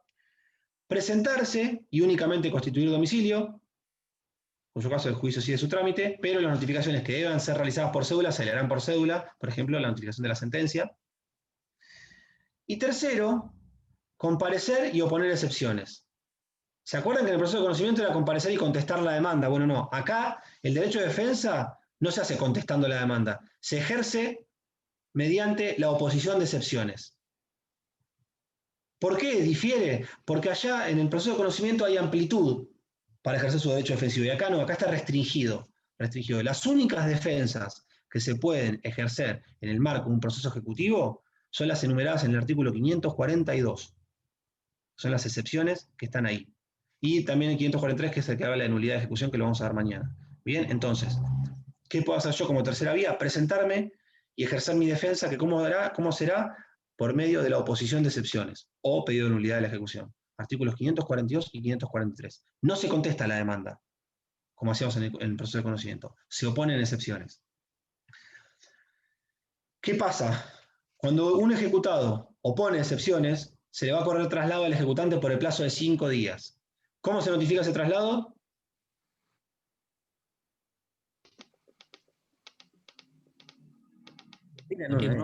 Mandamiento. Salvo, artículo 135, inciso 9 del Código Procesal, que es la prescripción. La prescripción siempre se notifica por cédula. Entonces. ¿Qué dijiste? Entendí cualquier cosa, entonces. Vamos de nuevo porque perdí. Si el demandado se presentara dentro de los 5 días, desde que se diligencia el mandamiento de intimación de pago, a partir del día hábil inmediato posterior, empieza a correr el plazo de 5 días para que el demandado adopte alguna actitud que podrá hacer no hacer nada, cuyo caso será efectiva la presentación del 41, presentarse y constituir domicilio, sin poner excepciones, sin defenderse, en cuyo caso las notificaciones que deban ser practicadas por cédula se le notificarán por cédula. O tercera alternativa es presentarse y oponer excepciones, o pedir la nulidad de ejecución. Esas son las únicas defensas que puede deducir el ejecutado en el juicio ejecutivo, artículos 542 y 543. Solamente los que están ahí, es taxativo. ¿Bien? ¿Qué pasa? Si dedujeron una de esas excepciones, se le va a conferir traslado al ejecutante por el plazo de 5 días.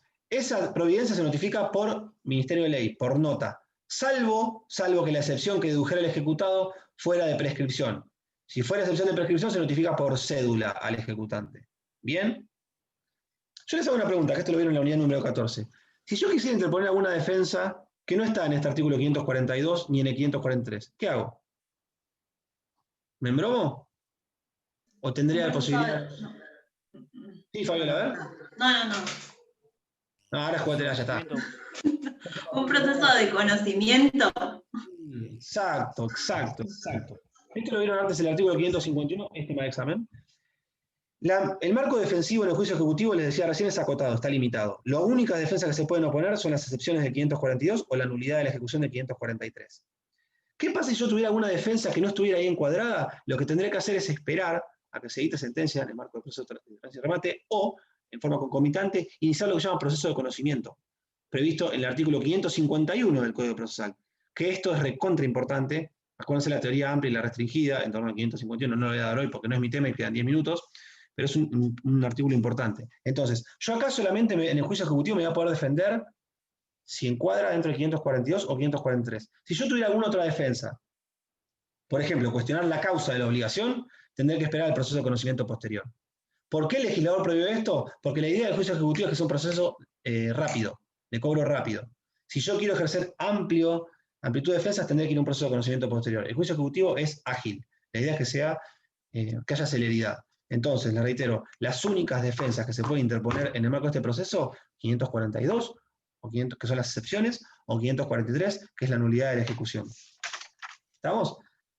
Pato, ¿y hay que esperar la sentencia de trance y remate para hacer el ordinario? Mira, te voy a poner un ejemplo, buena acotación, Adriana. Si, por ejemplo, me reclamaran un pagaré de consumo, bueno, de consumo no, porque la regla de defensa del consumidor es una ley de orden público, pero un pagaré cualquiera, pero yo supiera que en realidad la causa de la obligación era un hecho ilícito, yo no la voy a poder discutir acá. Entonces, el juicio ejecutivo va a proceder. ¿Por qué? Porque el pagaré no tiene ningún defecto de forma, nada, es un título hábil, no puedo interponer una excepción de falsedad, no puedo interponer una inhabilidad de título, es un título hábil. Se dictará sentencia de trance y remate, pero lo que yo voy a hacer aquí, hacer en este supuesto, es iniciar lo que se llama proceso de conocimiento posterior, en el cual entraremos a discutir la causa de esa obligación. ¿Bien? Pero no se puede, ¿por qué no se puede discutir el ejecutivo? Porque la idea es que sea un proceso rápido. El caso clásico son... Lo que se haría sería ordinarizar, el juicio ejecutivo. De manera que, esto igual lo vieron en el 551 cuando lo planteó Cristina. Si fuera alguna defensa que no está prevista en forma expresa para este proceso, deberemos iniciar el proceso de conocimiento posterior, artículo 551 del Código Procesal. Dejá que se te venza el plazo para poner excepciones, no haces nada y esperar la sentencia. Sí, pero ojo. Eso también lo han guardado. El proceso de conocimiento posterior se puede ejercer sobre aquellas defensas que no podían ejercerse válidamente en el proceso ejecutivo. Por ejemplo, si vos querías alegar una prescripción y vos dejaste transcurrir el plazo para poner excepciones, y después vas y lo interpones en el proceso de conocimiento posterior, no camina. ¿Por qué? Por eso que le decía de saber la diferencia entre tesis amplia y tesis restringida, que es la que aplica nuestro Código Procesal, que lo deben haber visto con la doctora Kirchner. El 551 es únicamente para ejercer aquellas defensas que no se podían ejercer en el marco del proceso ejecutivo. Porque si yo me podía defender válidamente acá y no lo hice, dejé transcurrir el plazo para oponer excepciones. Habiendo podido interponer la excepción de pago, por ejemplo, que está habilitada, o una excepción de prescripción, después no lo puedo hacer valer en un proceso posterior. ¿Por qué? Porque prescribió mi posibilidad. ¿Bien? Opera la tesis restringida. Esto lo deben haber visto y si no, estudienlo en cualquier manual porque es muy sencillo. ¿Estamos? Bueno, una cosita más y ya cortamos. Les decía, entonces, la intimación de pago importa la citación, dice 540, para oponer excepciones. ¿Cuál es el plazo para deducir excepciones, para ejercer marco defensivo? 5 días. A partir de que fuimos intimados de pago, comienza a correr a partir del día hábil inmediato posterior al diligenciamiento del mandamiento. En ese mismo escrito, en el cual se deducen excepciones, se debe ofrecer toda la prueba. Toda la prueba se ofrece ahí. Se acompaña la documental y se ofrece toda la prueba ahí. ¿Bien? De ese traslado de excepciones se corre, perdón, de esas excepciones se corre traslado al ejecutante por el mismo plazo de 5 días por nota, por Ministerio de Ley, salvo que fuera prescripción que es por cédula, y el ejecutante aquí podrá ofrecer pruebas. Recuerden que yo les dije al principio que la demanda de juicio ejecutivo, la única prueba es la documental. No tengo que ofrecer ningún otro medio probatorio. ¿Por qué? Porque la carga probatoria se invierte acá. Pesa en cabeza del ejecutado que excepciona. Bien, entonces, cuando se corra traslado de la excepción por 5 días, acá el ejecutante podrá ofrecer los medios probatorios que estime pertinente. En torno también a este marco defensivo que tiene el ejecutado, el resto de las reglas son las del 354, negar la deuda, etc. Bien, se rige por las mismas reglas del proceso de conocimiento, del artículo 354. ¿Y qué pasa si yo me confundiera en las excepciones, en el término? Quise hablar de inhabilidad de título, pero puse falta de personería, me equivoqué. En este caso, el juez o podrá rechazar el límine, o podrá, por el principio de iuria novit curia, que el juez conoce el derecho, reconducirla por la excepción que corresponde, siempre y cuando hayan sido bien relatados los hechos y bien ofrecida la prueba. ¿Bien? De manera que si yo me equivoco en el nombre de la excepción, pero se entiende a cuál aludía, el juez lo puede reconducir. ¿Bien? Hasta acá vamos a llegar hoy. Mañana vamos a hacer la enumeración de las excepciones, que las voy a explicar rápidamente porque todos ya lo vieron en la primera parte, no difieren en nada, solamente la inhabilidad tengo que hacer alguna salvedad, y les voy a explicar sentencia, trance y remate, recursos y fianza, y después le voy a dar paso a las 9, 9 y 10 al doctor Ferrán para subasta. En 5 minutos, ¿qué es lo que vimos hoy? Rápido. Dijimos que era de la unidad número 14, teníamos que diferenciar el título ejecutivo completo del incompleto. Si fuera el incompleto, todavía no tiene expedita la vía ejecutiva, es decir, necesito complementar un plazo previo para poder interponer la demanda. Ejemplo de ejecución de alquileres, ejemplo de ejecución de expensas, todos aquellos títulos que sean incompletos. Una vez preparada la vía ejecutiva, lo dieron en la unidad número 14, queda completo el título, y acá podemos interponer la demanda. Por ejemplo, un título completo es un pagaré. ¿Bien? Interponemos la demanda ejecutiva. ¿Qué es lo primero que hace el juez al interponer la demanda? Verifica que estén cumplidos los requisitos fiscales, previsionales, analiza la capacidad de los presupuestos procesales y hace el primer examen de admisibilidad del título. ¿Qué es lo que analiza? Si el título encuadra en el 521, 522, si es un pagaré, si es un cheque, si es una ejecución de expensas, de alquileres, o previsto para una ley especial, por ejemplo, la ejecución del saldo deudor de cuenta corriente o el caso de tarjetas de crédito. También analiza si se cumple el artículo 518, que les dije que era muy importante, que es que lo que se está trayendo para ejecutar el crédito sea una obligación de dar sumas de dinero líquido, fácilmente liquidable y exigible. Y a su vez analiza la legitimación del ejecutante, es decir, si es el titular del crédito, y del ejecutado, es decir, si es el deudor. Este examen lo podrá hacer el juez en alguna otra oportunidad, si al momento de sentenciar puede volver a analizar lo mismo. Y también la Cámara puede hacer, que esto creo que no lo dije, la Cámara también puede hacer un examen de la admisibilidad del título. Si el título fuera prima facie hábil, el juez dicta este primer proveído que, a diferencia del proceso de conocimiento, no corre traslado de la demanda, sino lo que hace es intimar de pago. ¿Bien? Podrá intimar de pago y embargo, o intimar de pago solo. Depende si el ejecutante pidió embargo o no. Bien, el embargo no es obligatorio en este momento, en este primer momento. Íntima de pago. ¿Cómo se diligencia el mandamiento de intimación la intimación de pago? A través de un mandamiento, no por cédula, como habíamos visto antes en proceso de conocimiento. Se hace a través de mandamiento. ¿Quién diligencia el mandamiento? Un oficial de justicia. Bien, ¿cómo es el acto de diligenciamiento? Bueno, lo tienen que presentar en papel al juzgado, acompañando copias de demanda y del título de la documental acompañada.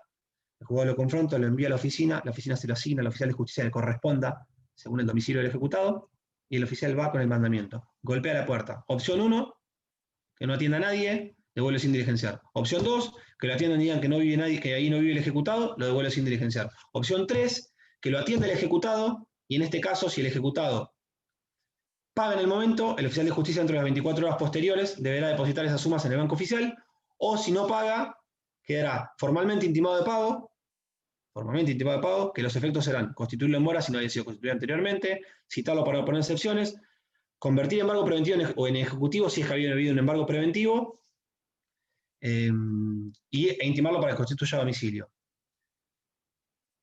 O la otra alternativa es que lo atienda persona de la casa y diga que el ejecutado no se encuentra en ese momento. Y en ese caso, a diferencia del proceso de conocimiento, no hay que dejar aviso. No existe la figura del aviso de 338. En este caso, la intimación se cumple con la persona de la casa. Queda diligenciado válidamente con la persona que lo atendió y que dijo, Gropo vive acá, pero hoy no está. Perfecto, quedó diligenciado válidamente.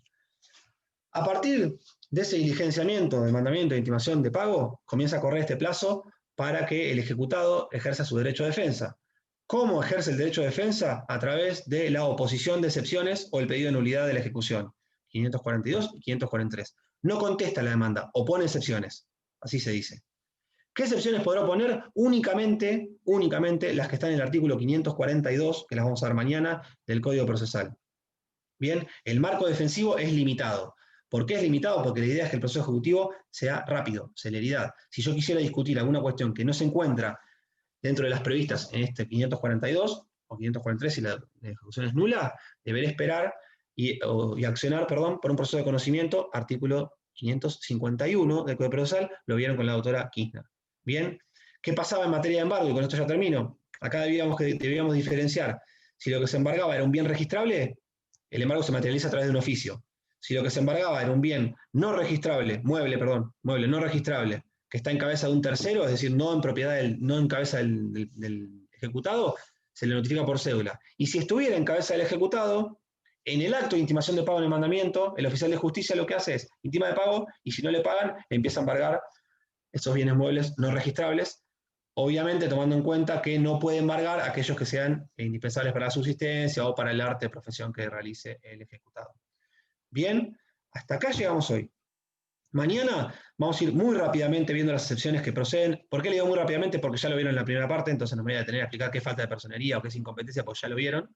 Solamente haré algunas cuestiones puntuales.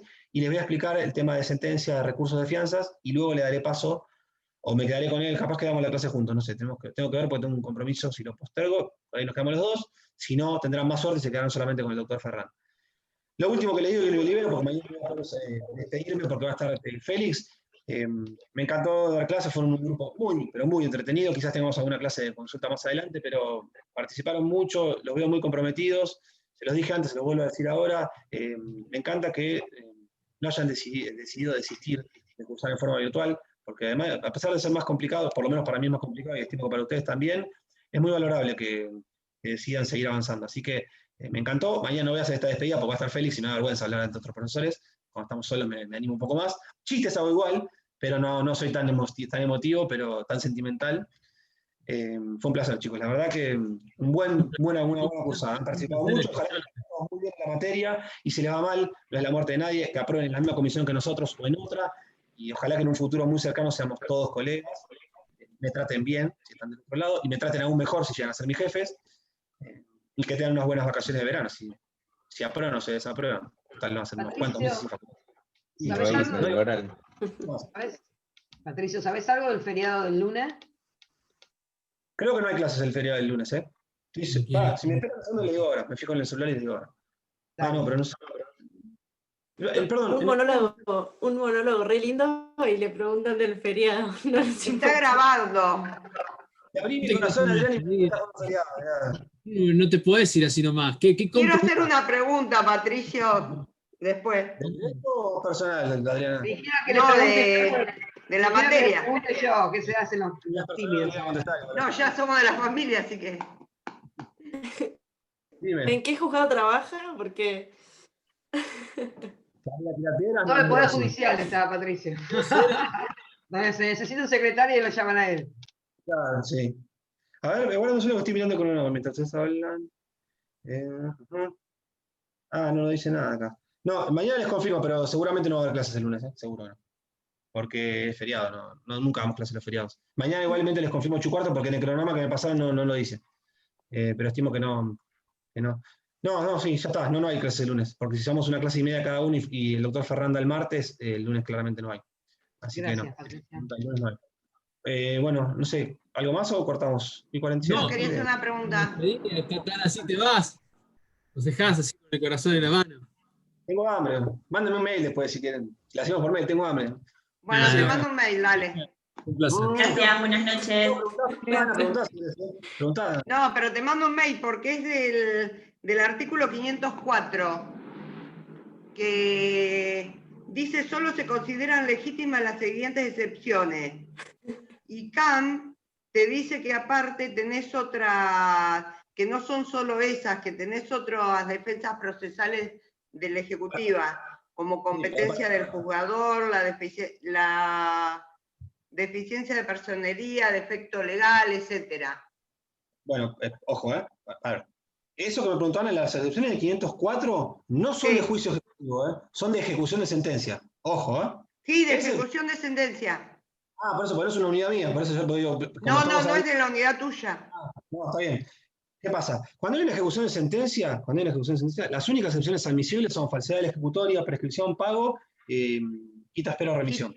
Sí. Bien. Bueno, lo que dice CAMS de las excepciones dilatorias, en principio no son las excepciones contempladas para un proceso de ejecución de sentencia. Y se entiende, ¿por qué? Porque el proceso de ejecución de sentencia es una continuación de un proceso anterior. Una falta de personería ya la tenías que haber presentado anteriormente. Ahora bien, ¿podría darse una excepción de falta de personería en una ejecución de sentencia? Sí, si por ejemplo cambiara de apoderado. Si yo hice el proceso de conocimiento con un apoderado, y después cuando voy a ejecutar la sentencia se presenta uno nuevo y tiene un poder deficiente, acá sí podrías presentar una excepción dilatoria de falta de personería. Pero como regla general, lo que tienen que ustedes saber para el examen, las únicas excepciones que proceden en el marco de la ejecución de una sentencia son las 4 que están en el artículo 504. Falsedad de la ejecutoria, prescripción de la ejecutoria, y quita, espera o remisión. ¿Bien? Y ojo con confundirse las excepciones que proceden en la ejecución de sentencia y las excepciones que proceden en el juicio ejecutivo. En el juicio ejecutivo son las de 542, son muchas más. En el caso de ejecución de sentencia son esas 4 y nada más. Las que dice Ana son únicamente si se hubiera un supuesto excepcional, como por ejemplo el cambio de apoderado, pero en principio no se puede poner ninguna. ¿Bien? Porque la ejecución de sentencia es la continuación de un proceso que ya se tramitó, en el cual las dilatorias ya las tenías que haber interpuesto, la incompetencia o la falta de personería. ¿Entiendes? Gracias, Gisela, por poner excelentes clases. Y Martín también. Aquí estoy usando el chat. Eso es lo más importante, que pongan eso en el chat. Bueno, chicos, ¿nos vemos mañana? ¿Sabés lo que es lo más? Mejor te lo decimos, así queda grabado, Patricia. Claro, Patricio. Sí. Patricio, lo más importante es que podés entrar y ver quién puso la manito para arriba en las clases que vos diste. Eso tenés que mirar. Y los que no pusieron las manitos van a tener un punto menos en el examen. Bien, Ana. No sé, pero tendrías que mirar. Una buena forma de persuadir para que me elogien. Bien ahí, sí, bien. Vas primero igual, ¿eh? Yo quiero te aplauden y todo. Clase que se están mirando, estás primero. Te aplauden y todo acá, ¿eh? Esos aplausos no son sinceros, aplausos no son sinceros. Quieren quedar bien conmigo, bien. No importa, funciona. Bueno, chicos, nos vemos mañana, los dejo. Gracias. Chao, profe, gracias. No, patrón. Chao, gracias. Hasta luego.